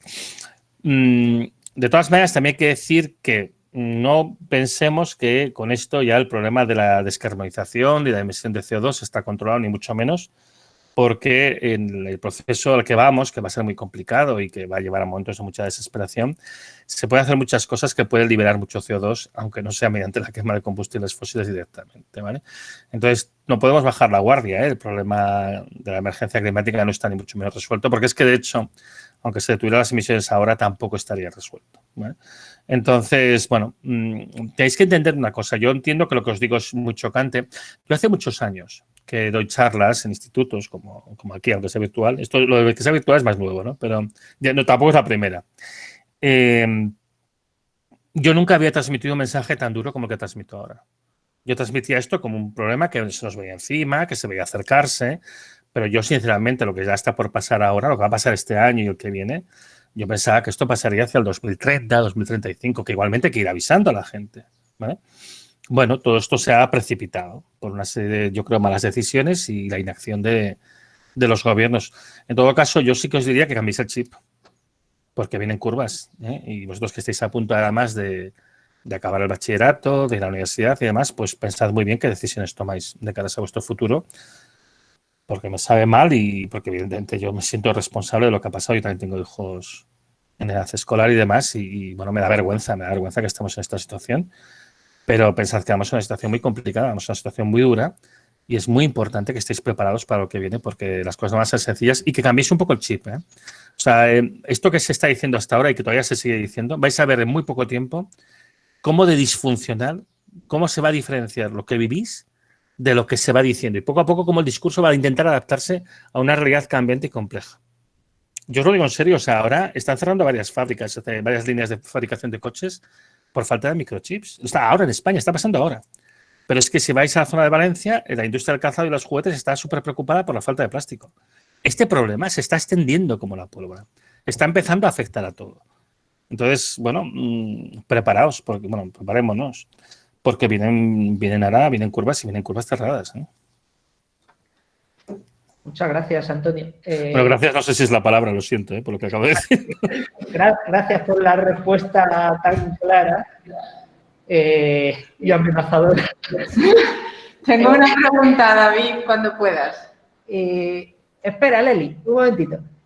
Candela Peño, que tiene la mano levantada hace mucho tiempo. A ver. Hola, somos primero, ¿eh? Y nuestra pregunta no es tan técnica. En el libro comentas que realmente al reciclar no hacemos un cambio significativo porque el cambio tiene que ser del sistema que tenemos. Por lo tanto, ¿es lo que podamos hacer para ayudar al medio ambiente o simplemente tenemos que influenciar? La última parte de la pregunta no la he oído. ¿Me puedes repetir? ¿Qué podemos hacer para ayudar al medio ambiente o simplemente tenemos que esperar a que la gente con poder e influencia haga algo? Si te esperas a que la gente con poder e influencia haga algo, puede pasar que lo que hagan no sea exactamente lo que a ti te conviene. Eso no quiere decir que tengas que tomarte la justicia por tu mano, pero sí que tienes que ser participativo e intentar influir en aquellas decisiones que te afectan. Un debate que, por ejemplo, está abierto en Media España es el de los grandes parques eólicos y los grandes parques solares que se quieren instalar sí o sí, teóricamente, para luchar contra el cambio climático, porque todo es medioambientalmente tan responsable, cuando al final a lo mejor puede ser algo peor que realmente comparativamente no hacer nada. O, en realidad, y lo que está claro es que es peor que hacer lo que realmente se tendría que hacer, ¿vale? A ver, el reciclaje, si se hiciera, sería útil. El problema es que no se hace. Es decir, pensad que en España, de todo el material que se recoge, solo se recicla en España el 15%. El otro 85% se pone en barcos y se envía a algún sitio para tirarlo allí. Antes se llevaba a China, que China quería todo este material para reciclar el plástico y demás. El reciclaje del plástico, esto es uno de estos pequeños secretos oscuros de los que nadie quiere mirar, es una actividad muy compleja y contaminante, porque se liberan sustancias contaminantes en el procesado del plástico, ¿vale? Hay un documental, bueno, no sé si deciros, es que me sabe mal, porque me doy cuenta que hablo con personas muy jóvenes y tampoco quiero acabaros de joder el día, pero hay un documental que yo creo que es interesante que se llama Plastic China, ¿no? China Plástica, que explica la historia, es un documental, o sea, no es una película, es una historia real. Una familia china que vive de reciclar y viven literalmente en un vertedero, allí. Y ellos se dedican al triaje, porque el problema del plástico hay que separarlo. Plásticos, si os fijáis, si coges cualquier recipiente de plástico y miráis la parte de abajo, hay un triangulito que ahí dice qué tipo de plástico es y cómo se tiene que procesar y demás, ¿vale? Hay unos códigos. Esto hay que hacerlo. Y esto al final hay que hacerlo manualmente, ¿vale? Y es lo que os digo, pues esto al final esta gente, pues bueno, algunos se enferman por culpa de esto y demás, ¿no?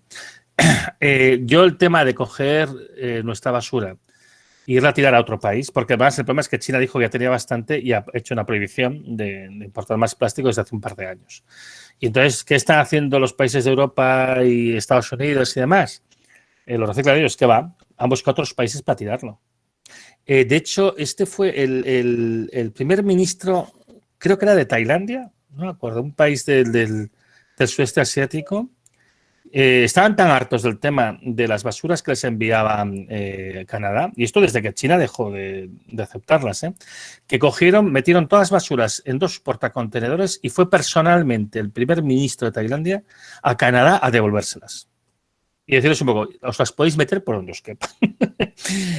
Seguimos todavía trabajando de esta manera, ¿no? Entonces, el reciclaje no es inútil si se hiciera.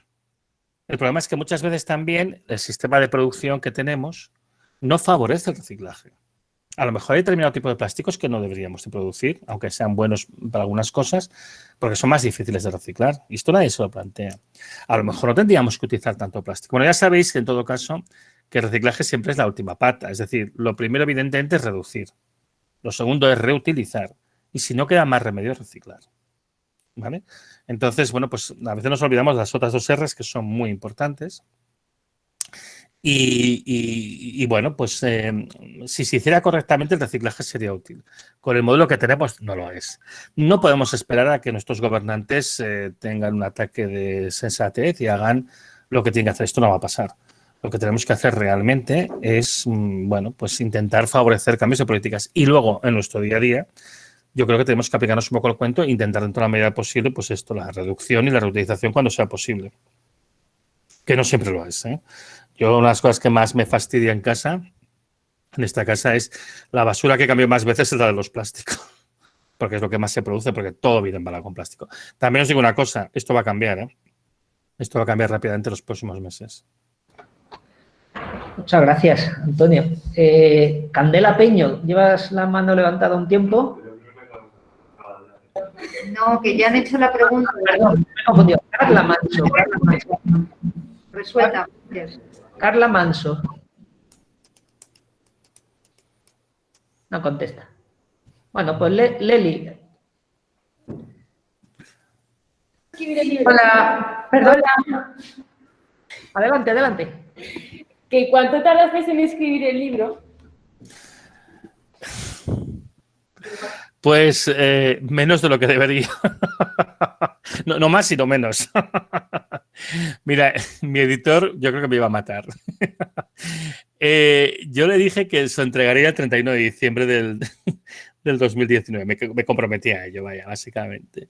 Total, que bueno, es aquello de, yo lo haré cuando tenga un rato libre, ¿no? Me lo voy a hacer los ratos libres, ¿no? Y esto es lo que me pasa últimamente con mis compañeros de trabajo y tal. Y dice, bueno, quedamos un día que tengas un rato libre. Bueno, pues así es nunca. Porque la actividad es impresionante. Y además ahora encima se ha acelerado más. Total, que no, yo el libro al final dije, mira, me tomé vacaciones que no había tomado en Navidades del 2019 y prácticamente me dediqué solamente a eso. Entonces ya tenía hecho un poquito, tenía hecho como un 10%, un 15% del libro de los meses anteriores y en 2 semanas que me tomé de vacaciones pues hice como un 80%, una cosa así. Me quedó un poquito, de hecho lo entregué un poco fuera de plazo, se entregué el 15 de enero. Pero bueno, sí. Por eso al final yo creo que al libro hay una cosa a la que le ha venido bien. Bueno, es un libro, como habéis visto, es muy sencillo de leer. Es un libro que está hecho para que sea sencillo de leer. Que eso hace que sea más difícil de escribir, pero hay una cosa que yo creo que le ha venido muy bien el hecho de que lo hiciera muy seguido y es que tiene más unidad. ¿Sabes? Porque si no, como no te acuerdas muy bien de lo que escribiste antes, puede ser más redundante y puedes divagar más. Entonces yo creo que esto ha favorecido que el libro tenga un discurso más unitario. Tampoco es que yo esté completamente contento con el discurso, porque como es una cosa complicada de explicar, pues yo pienso que quizá si lo tuviera que rehacer ahora lo haría de otra manera. Pero bueno, yo creo que en general lo que ha favorecido eso, que tenga un discurso más compacto, es eso, que se escribió en poco tiempo realmente. Qué bueno. Emilio Bustos.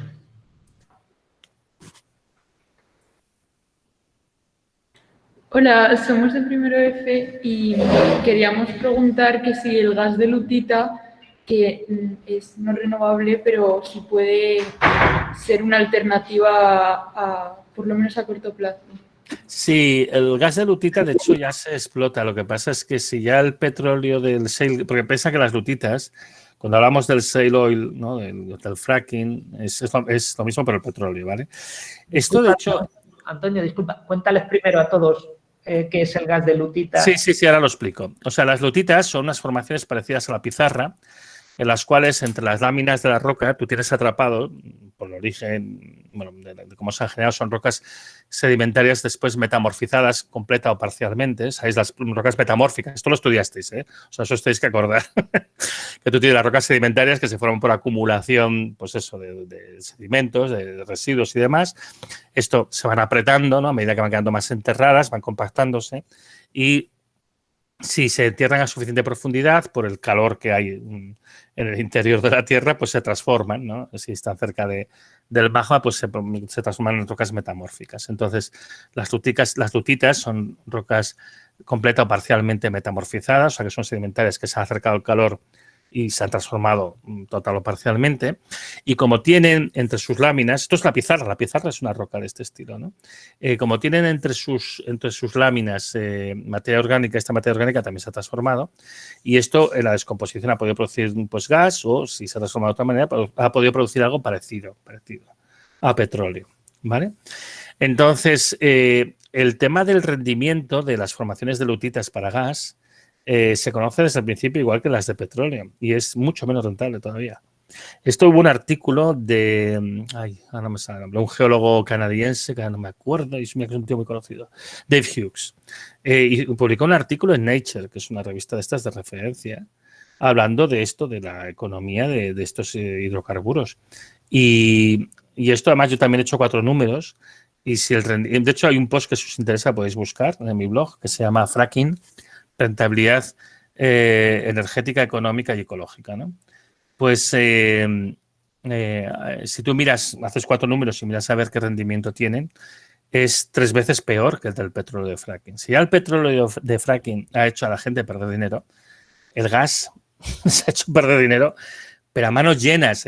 Esto, Rex Tillerson, que fue el consejero delegado de Shell, no, de Shell no, siempre lo digo mal, de ExxonMobil, y que después fue, durante el primer año de Donald Trump, secretario de Estado, interesante también, unas declaraciones que hizo, yo pienso que fue de The New York Times, hace ya unos cuantos años, dijo, en esto del gas de Lutita, hemos perdido todos hasta la camisa. Yo con eso creo que ya está todo hecho. Es decir, de todas maneras, en el libro se comenta de pasada. En el libro se dice, bueno, contando incluso los recursos de gas de Lutita y demás, el shale gas y todo esto, no se cambia la situación. O sea que no es ningún recurso. Ya está contemplado, ya está contabilizado, digamos.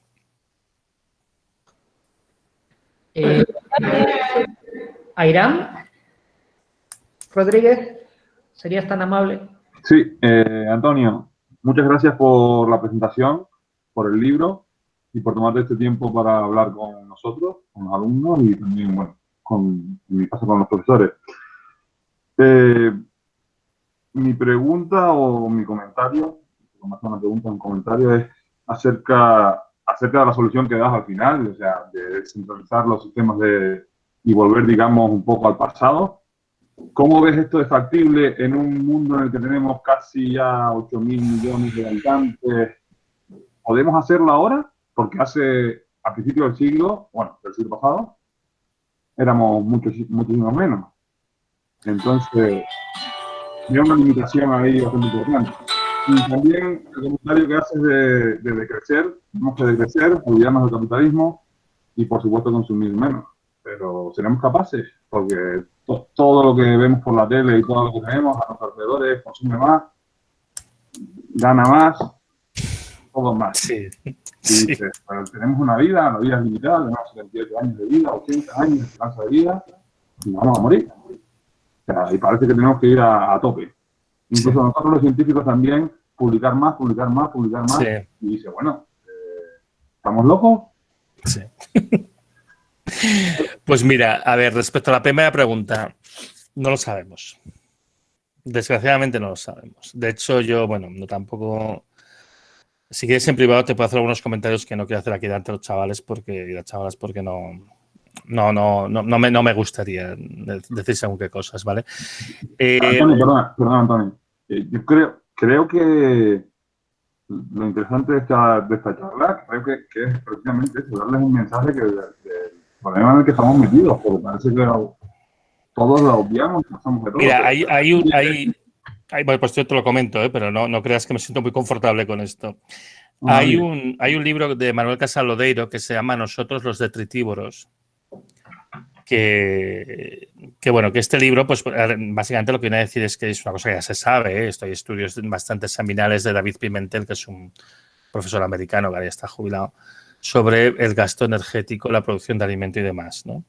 Y entonces ahí hay un momento que hace un análisis que es muy simple, y es 1/3 de todas las moléculas de nitrógeno que forman parte del cuerpo de la biomasa humana provienen de combustibles fósiles.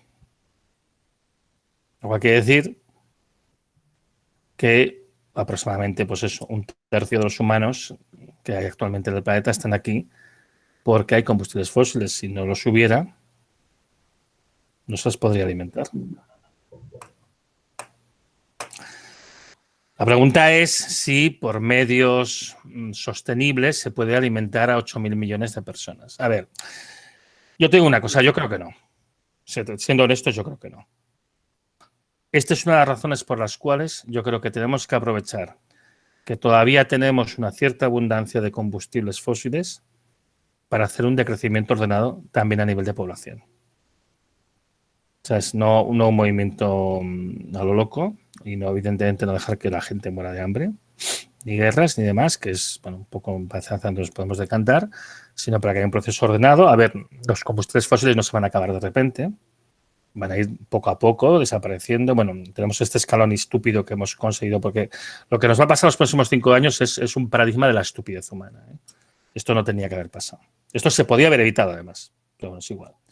Pero bueno, aparte de este escalón que haremos ahora, estos próximos 5 años, que ya veremos cómo de grande es, Vamos a tener combustibles fósiles a disposición en cantidad cada vez más pequeña, pero vamos a tener durante los próximos 100 o 150 años, si los gestionamos peor, pues 50, 80 años. Es un momento, hay que aprovecharlos bien para hacer ese descenso. Sí. Esto yo creo que, a ver, es verdad, yo creo que es cierto. ¿Cuál es la cantidad de población que el planeta puede sostener de manera sostenible? Simplemente con esta regla del pulgar de lo que viene a comentar Manuel, ya de entrada parecería que la cantidad sería alrededor de 5.000 millones como mucho. Posiblemente menos, 4.000, debe estar por ahí. No lo sé, no lo sé honestamente.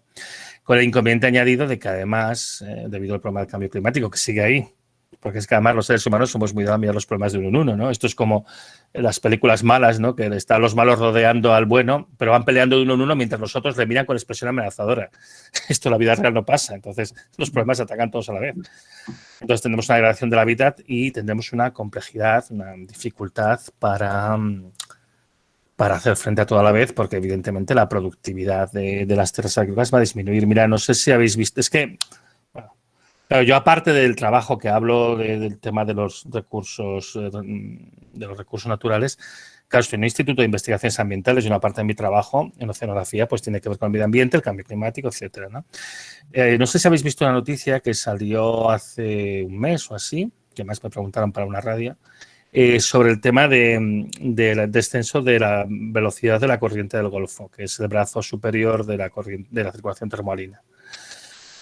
Que es esencialmente hay una corriente muy grande en el océano que viene desde los trópicos, que recorre toda la costa este de los Estados Unidos y luego gira hacia Europa. Y esta corriente marina es la responsable de que en Europa tengamos un clima para nuestra latitud más cálido y más húmedo de lo que debería ser. Yo hay una cosa que la gente, vosotros habéis visto estas nevadas bestiales que a veces hay en Nueva York en los inviernos. Bueno, Nueva York está exactamente a la misma latitud que Madrid. También es verdad que ellos tienen una corriente fría, que es la corriente del Labrador, que hace que se enfríe un poco más de lo que tocaría por esa latitud. Pero bueno, para que os hagáis un poco la idea, que decir, aquí vino un Filomena. El Filomena es lo que tiene en Nueva York cada año, Aquí vino un Filomena y mira el follón que se montó. Entonces, el problema del decrecimiento de la velocidad de la corriente termomarina, del brazo superior es que va a hacer que Europa sea un sitio más frío y más seco. Con lo cual, por ejemplo, la productividad agrícola de Europa, sobre todo, esto va a afectar sobre todo a la Europa central. A España le va a afectar menos. Le va a afectar, pero le va a afectar menos. Pero la productividad agrícola de Francia, de Alemania, de Polonia, va a disminuir. Y esto es una consecuencia de la emergencia climática. Y como esto, muchas otras cosas. Entonces, razón de más para empezar cuanto antes. O sea, si querías que los acojonase, esto ya es una buena pincelada, ¿no? Luego el tema del decrecimiento. Sí, claro, evidentemente nosotros, nuestra sociedad, como es una sociedad orientada al crecimiento y al incremento del consumo, todo lo que está en la sociedad y el discurso que domina es un discurso orientado al crecimiento y al crecimiento del consumo. Yo siempre digo que la sustancia más tóxica que ha inventado el ser humano es la propaganda, porque infecta las mentes de las personas y les cambia sus deseos y hasta sus pensamientos, ¿no? Entonces, yo sé que estos chavales y tienen pinta de ser aplicados porque, pobrecines, llevamos aquí un buen rato y aquí siguen, ¿no? Pero todos estos chavales, estas chavalas que están aquí, a ver, ellos, muchos de sus deseos están modulados por una publicidad que va dirigida hacia el consumo.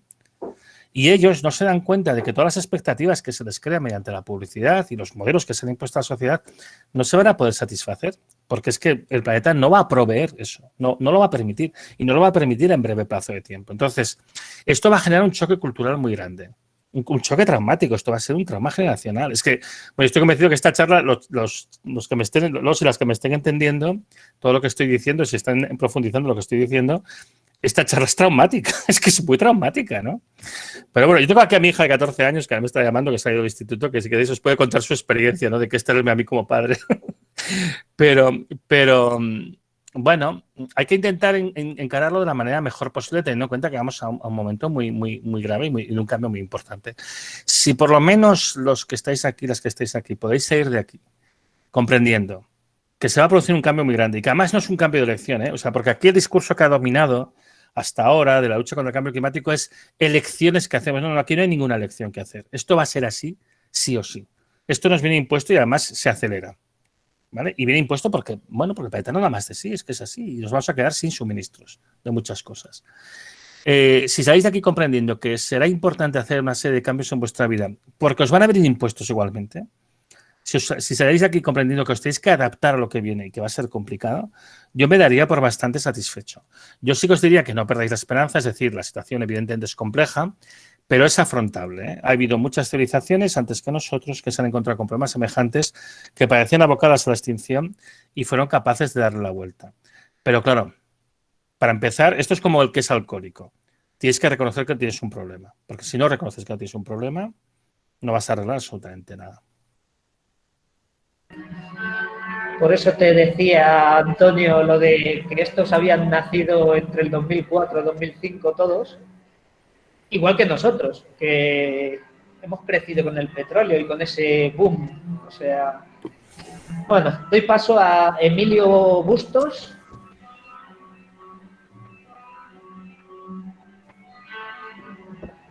Nosotros queríamos preguntar si es mejor implantar soluciones para limitar las causas del impacto o si es mejor implantar soluciones para limitar el grado del impacto. Ojo, chica, lo siento, pero es demasiado sofisticado lo que me preguntas. No entiendo lo que me preguntas. Me sabe mal, ¿eh? Reelabora la pregunta. Lo siento, es culpa mía. Que, o sea, si es mejor implantar soluciones para solucionar las causas del cambio climático o si es mejor implantar soluciones para gestionar los impactos que está teniendo el cambio climático. Sí, no, vale, de acuerdo, vale, ya lo he entendido. Vale, gracias. A ver, respecto al tema del cambio climático, que no es exactamente lo que estamos hablando aquí, ¿vale? Pero en general, como cualquier problema de sostenibilidad, siempre es mejor ir a la raíz. Lo mejor es ser radical, que literalmente es ir a la raíz. Es decir, es mucho más sencillo de gestionar y es dificilísimo si tú vas a las causas, ¿vale? Entre otras cosas, porque hay tal nivel de interconexión de los efectos entre todos ellos que intentar resolver los efectos es muy complicado o directamente imposible. De hecho, las medidas de mitigación contra el cambio climático en particular son muy poco efectivas. Es muy poco efectivo. Mirad, aquí os voy a explicar una historieta. Hace unos 20 años, una cosa así, a nivel de los programas de investigación ambiental de la Unión Europea, de lo que se hablaba todo el rato era de la lucha contra el cambio climático. La lucha. Entonces, la idea que había entonces en Europa es, vamos a parar el cambio climático. Hace 10 años comprendieron que era imparable. Y entonces de lo que se hablaba entonces era de la mitigación. Es decir, bueno, el cambio climático se va a producir, no se puede parar. Vamos a intentar que no sea tan duro. Actualmente, de lo que se habla, y eso quizás lo habéis visto, os habéis fijado, es de la adaptación. No vamos a poder ni mitigarlo. Lo que tenemos que hacer es adaptarnos a lo que hay y a lo que viene. ¿Vale? Y aquí es curioso porque además hay ciertos think tanks, incluso de partidos con otras pedrías, de partidos de derechas, por ejemplo, que han adoptado el discurso este de la adaptación profunda, ¿no? Del tema este de decir, bueno, hace falta prepararse para lo que viene. O sea, no vas a poder evitar el impacto, ni siquiera vas a poder reducirlo significativamente, aunque todo el esfuerzo que se haga por reducir, bienvenido es. Es decir, Europa no abandonó la idea de mitigarlo, ¿eh? Se sigue trabajando en mitigación. Yo trabajo en temas de mitigación. Pero ahora lo que más se habla es de adaptación. Es una aceptación resignada de lo que hay, ¿no? Cuanto más se combata las causas, mejor, ¿eh? Porque es que cuanto más abajo en la cadena de consecuencias, esto se va abriendo como un abanico, es que es cada vez más difícil. Es como intentar parar el mar con las manos, ¿no? Esto es como un incendio en un bosque. Si tú, en el momento que se inicia el incendio, tú apagas el fuego aquel, apagas el árbol que está incendiándose, lo contienes. Si dejas que empiece a propagarse por el bosque, no hay manera. Tenemos una pregunta de Javier. Acércate, Javi. Dale, caña. Hola, vale. Que yo tenía una pregunta. En tu libro hablabas sobre que habías visto bastantes estafas energéticas utilizando Internet y las redes sociales y te preguntaba si tú alguna vez habías aportado o ayudado para desmantelar alguna de estas estafas energéticas en las que vas en tu libro.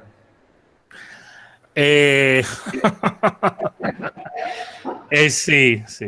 A veces me consultan de las administraciones.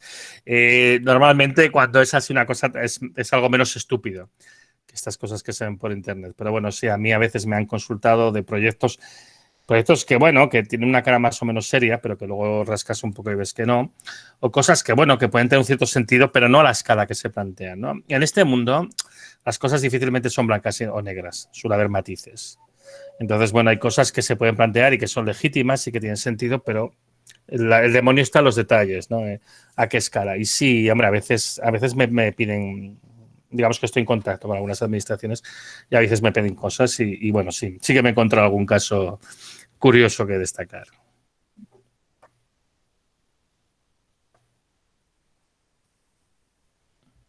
Pero no puedo dar detalles.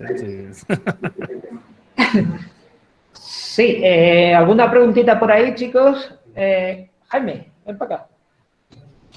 Leli.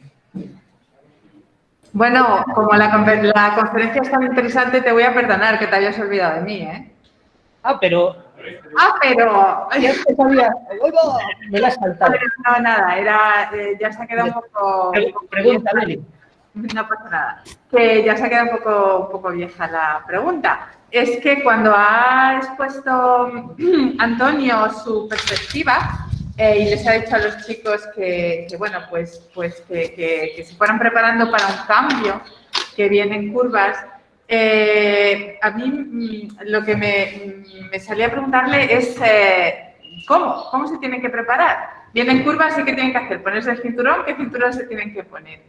Y luego ya, también a nivel personal, yo quería preguntarle qué percepción tiene él de lo que la gente se cree este asunto. O sea, ¿tú crees que de verdad, no digo los jóvenes, digo a nivel de, espero que estos chicos, todos dicho, sí, por lo menos estos que están aquí, pero no solo los jóvenes, ¿tú crees que nuestra generación piensa, yo tengo 56 años, ¿tú crees que nuestra generación, yo le comenté a un amigo que iba a asistir a esta conferencia contigo, mi amigo es químico y no es una persona desinformada, y me dijo, bueno, yo llevo oyendo que se acaba el petróleo desde que tengo 20 años. Entonces, ¿cómo crees tú que la gente percibe este asunto? ¿Y cómo nos creemos que de verdad las cosas van a cambiar? Muchas gracias, Antonio. Me ha encantado, me ha parecido interesantísima la conferencia. Y gracias también a David por organizarla. A ver, con respecto a la primera cuestión, el tema de las cosas que pueden hacer pues eso, las personas jóvenes que nos acompañan, yo creo que hay varias cuestiones. Una primera es la adaptación psicológica, es decir, comprender que las cosas, bueno, van a cambiar bastante de cara, comprender que, bueno, van a tener problemas de que les van a faltar, que van a escasear cosas que hasta ahora dan por hechas, por aseguradas, y comprender y aceptarlo y comprender que esto va a ser así. Y ahora la segunda cuestión a nivel más personal es las elecciones que ellos y ellas tomen respecto a su desarrollo profesional. Es decir, que tengan en cuenta que, bueno, que vamos a ir a un mundo más complejo y que hay determinadas cosas que, bueno, que no se van a poder quizá hacer y mantener. Hay un post que escribí al principio del confinamiento inicial de la pandemia. Bueno, es un conjunto de posts que se llaman hojas de ruta, pero hay uno en concreto que se llama ¿Qué puedo hacer yo? Y ahí repaso una serie de cosas que se van a tener que hacer forzosamente en nuestra sociedad en el futuro. Y de hecho, si lo miras, realmente hay necesidad de todo lo que se hace ahora, hace falta todo. O sea, que tampoco es un tema tanto de cambiar la preferencia sobre qué cosa quiere uno hacer, como entender cómo eso que uno quiere hacer puede ser útil para lo que vendrá a continuación. Yo, más que ninguna otra cosa, lo que os diría es, bueno, tranquilidad, no estresarse, comprender que es un momento difícil, comprender que si trabajamos juntos podemos conseguirlo, comprender que de una manera u otra lo conseguiremos, eso también es verdad, ¿vale? Y no intentar abandonar un poco las expectativas del pasado. Y si estuvieran en una situación de mayor responsabilidad personal en la vida, yo les diría cosas más concretas como, por ejemplo, evitar tomar deudas, porque las deudas van a ser difíciles de devolver, intentar influir a nivel local sobre todo, ¿no? Sobre ciertos planes que favorezcan la resiliencia de los lugares donde viven, que haya producción de alimentos de proximidad, que se intenten recuperar ciertos oficios que pueden ser útiles de cara pues, a este futuro que viene, etcétera, etcétera. Y obviamente también intentar influir en la medida de lo posible a estamentos políticos más elevados, ¿vale? Con respecto a lo que nos pasa en la generación nuestra, yo soy un poco más joven que tú, pero no mucho más. Y bueno, si por ejemplo lo que dice tu amigo es el típico argumento. Bueno, yo llevo oyendo que se acaba el petróleo desde que era joven y no sé qué. Esto es un poco triste, porque de hecho nadie lo dijo nunca. Nadie lo dijo nunca. Marion King Haber, el año 70, lo que dijo es que el peak oil, o el momento de máxima extracción de petróleo, sería hacia el año 2000. ¿Vale? Luego, cuando se hicieron los análisis de los límites del crecimiento del Club de Roma, salían unos máximos de producción del petróleo también en torno a ese año, ¿no? Y esto es un poco lo que he explicado a lo largo de la charla, ¿no? Que cuando se habla del problema del peak oil o el máximo de producción de petróleo o cenit de producción de petróleo o pico del petróleo, como le quieras llamar, el problema no es que te quedes de golpe sin, ¿no? Sino que a partir de ahí empiezas a tener cada vez menos. Pero un proceso que es progresivo y que dura años, décadas, incluso puede durar siglos. Entonces, el problema no es quedarse de repente sin. El problema es tener menos. Sobre todo cuando tienes un sistema económico que está orientado al crecimiento. Si el sistema económico no estuviera orientado al crecimiento, pues bueno, se podría buscar adaptaciones y soluciones y demás. Se tiene que decir que cuando Marion King Haber hizo su predicción, después de haber acertado, porque le hizo en el 56 una predicción sobre la producción de los Estados Unidos y la acertó. Dijo que en los años 70 desde Estados Unidos llegaría a su máximo y así fue. ¿Vale? Cuando él hace esta previsión de que se llegará al máximo y demás, claro, ha pasado muchos años. Entonces, también es verdad que a veces las informaciones se dicen, no, es que se acabará el petróleo, pero el petróleo se acabará algún día, evidentemente, ¿no? Se podrá llegar a esta última gota que se extraiga. Pero eso no es algo que esté en el futuro inmediato. Pero es que este nunca fue el problema. Este nunca fue el problema. Entonces, hay una componente importante de desinformación y también un poco en la línea de lo que comentaba antes Airam, de la publicidad, de los mensajes que se transmiten.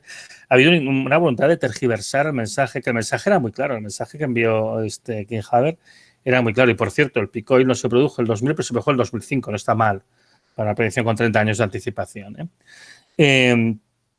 Entonces, bueno, el problema es que a la gente lo que le suena es la tergiversación. De todas maneras, y esto se lo puedes comentar a tu amigo y le puedes pasar la presentación, hay una cosa que ahora es sencillísima. Si las compañías petroleras están invirtiendo menos ahora, un 60% menos que en 2014, en buscar petróleo. Si la propia Agencia Internacional de Energía está diciendo que va a bajar la producción de petróleo si no hay inversión, pues ya me dirás tú cómo lo vamos a evitar. Y teniendo en cuenta lo que te enseña también en la charla, y es las compañías empiezan a desinvertir porque con el petróleo al máximo precio posible, porque eso no lo he comentado, pero hay un límite máximo al precio del petróleo que se puede soportar económicamente y que básicamente lo que tuvimos en aquel periodo, pues a ese máximo precio que tuvimos en 2011 a 2014, perdían dinero a un ritmo de 110.000 millones de dólares al año. Entonces, es por eso que empiezan a desinvertir. Es por eso que Repsol está comprando centrales hidroeléctricas, o qué se piensa, que es porque tienen conciencia ecológica. Entonces, es igual lo que era ya entendido, lo que se ha dicho en el pasado. Estamos hablando de lo que pasa ahora.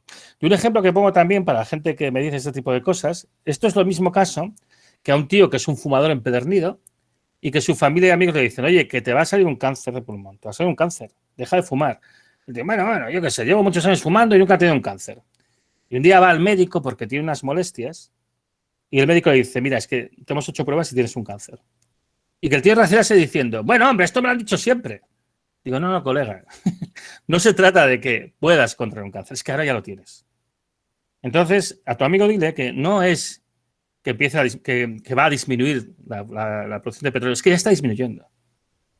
Es que ya está disminuyendo. Y si él es químico y trabaja en el sector, que le pregunte a la gente que trabaja con plásticos. Y que le pregunte a la gente cómo está el mercado del diésel actualmente. Es decir, el problema de todo esto es...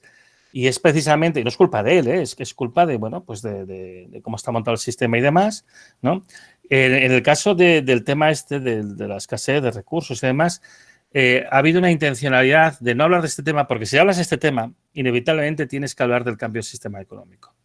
Porque con el cambio climático todavía se ha intentado hacer, bueno, hacemos un cambio, fósiles por renovables, no sé qué, pero todo sigue igual. El sistema económico sigue igual y seguimos con el crecimiento y todo esto, ¿no? Claro, si empiezas a hablar de agotamiento de los combustibles fósiles, esto ya no encaja bien. Y tienes que acabar hablando de, pues eso, del abandono del sistema económico capitalista, que esto, lógicamente, no se quiere hablar de esto. Entonces, también por eso, pues hay esta desinformación y convertirlo en un no tema, ¿no? Pero el problema, como te digo, es que ahora mismo ya da igual. Ahora ya da igual. Es que, ¿sabes qué pasa? Hace unos años, bueno, vale, pues que o sea, yo llevo años explicando estas cosas de que, bueno, de que era un proceso que iba a venir y lo que pasaría a continuación y que era importante prevenir. Ahora ya da igual. Ahora ya da igual. Ya estamos aquí. Ahora ya estamos en el descenso. Lo que es un poco ridículo es que cuando ya estamos empezando el descenso, que ya lo estamos empezando, la producción de petróleo ahora es inferior al 2018, pero es que en 2019, antes de la COVID, era inferior al 2018. Y ahora que vemos que hay esta desinversión y que el proceso se está acelerando, yo sinceramente ya no tengo ganas de discutir. Es que esto ya está pasado. Yo ya he superado esa pantalla, quizá no, pero yo la he superado. Entonces yo creo que lo que hay que hablar es de cómo nos adaptamos a lo que viene.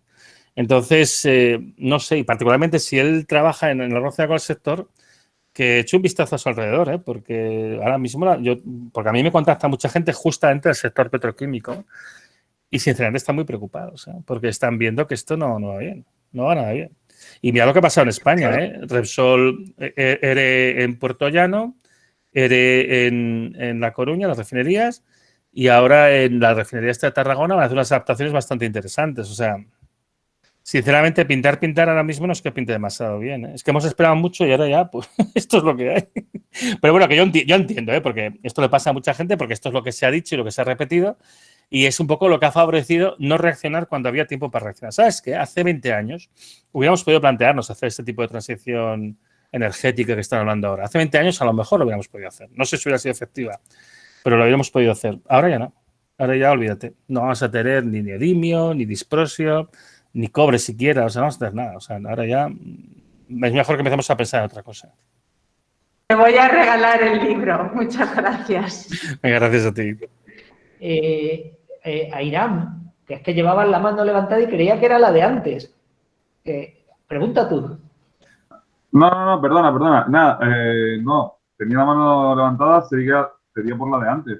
No... Os voy a tener que pedir disculpas, pero es que tengo una reunión a las 2 y no he comido aún. Entonces, me voy a tener que ir prácticamente ya porque además quiero hablar con mi hija. La última súper rápido, Irán. No, yo no tengo preguntas. Yo simplemente estaba escribiendo en el chat por hacer preguntas y... Vale. Bueno, que aquí había dos chavales, pero nada, uno decía, ¿se comprará él un coche eléctrico? Y la respuesta es no, ¿verdad? Y Jaime quería preguntarte, dijo, pues con todos los móviles le sacamos todas las chichas, ¿no? Y las volvemos a utilizar en hacer los nuevos. ¿Eso es viable químicamente? No, este es sí, además es una idea muy razonable, pero por desgracia no. Es que esto es la desgracia de todo esto. A ver, en los móviles existen un montón de elementos químicos que son fundamentales, que entran en pequeñas cantidades, pues que la producción es muy pequeña también. Y el problema es que justamente como se utilizan en las aleaciones en las que se utilizan, son irreciclables prácticamente porque el proceso reciclado requeriría muchísima energía. Por ejemplo, sabéis que Costa de Marfil lo hemos convertido en un vertedero de productos electrónicos. Y entonces los chavales de vuestra edad en Costa de Marfil lo que hacen es hacen pequeñas hogueras y funden los circuitos para extraer el oro y la plata. ¿Vale? En el proceso se liberan un montón de dioxinas, muchos de ellos mueren jóvenes, porque son sustancias fuertemente cancerígenas. Esto es horrible, ¿eh?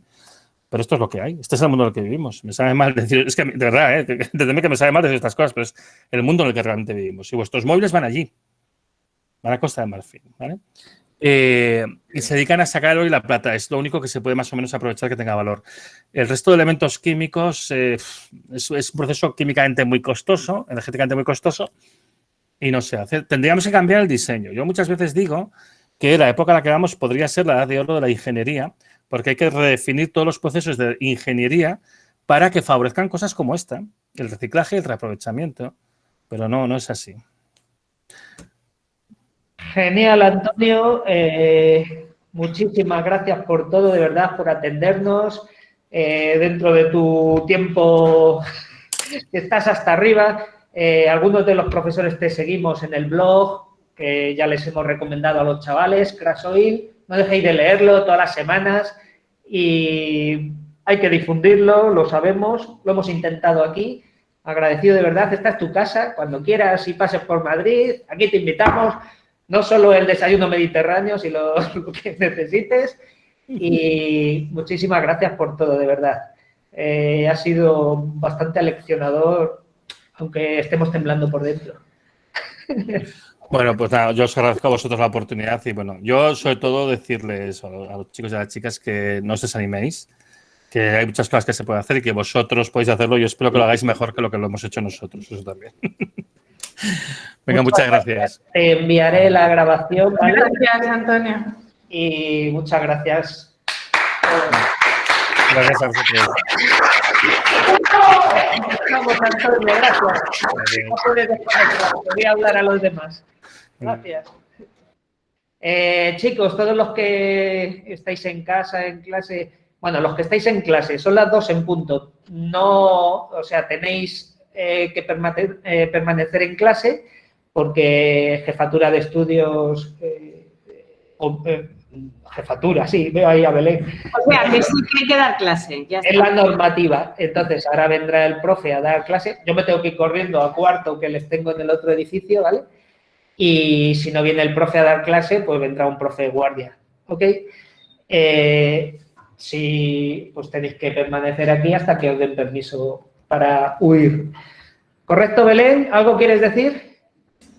No, nada, que aprovechen el tiempo, que parece que lo necesitamos. Eso, que estudiéis y diseñéis la estrategia para lo que nos viene en el futuro, que no ha dicho que sea tan próximo, que podemos ir haciendo cosas, ¿eh? La idea es, el derrotismo es muy sencillo y no sería cuestión de una frase muy típica que se dice, huir hacia adelante. Me pongo las orejeras y hasta que explote, ¿no? No, no es lo que ha dicho, ¿vale? Hay camino, hay maneras, pero aunque sean duras hay que tomarlas, ¿ok? ¿Que hay que apretarse el cinturón? Pues nos lo apretamos. Muchas gracias a todos por asistir, chicos. Voy a dejar de grabar y todos a estudiar como salvajes. Buen día. Ya hablaré con los profes.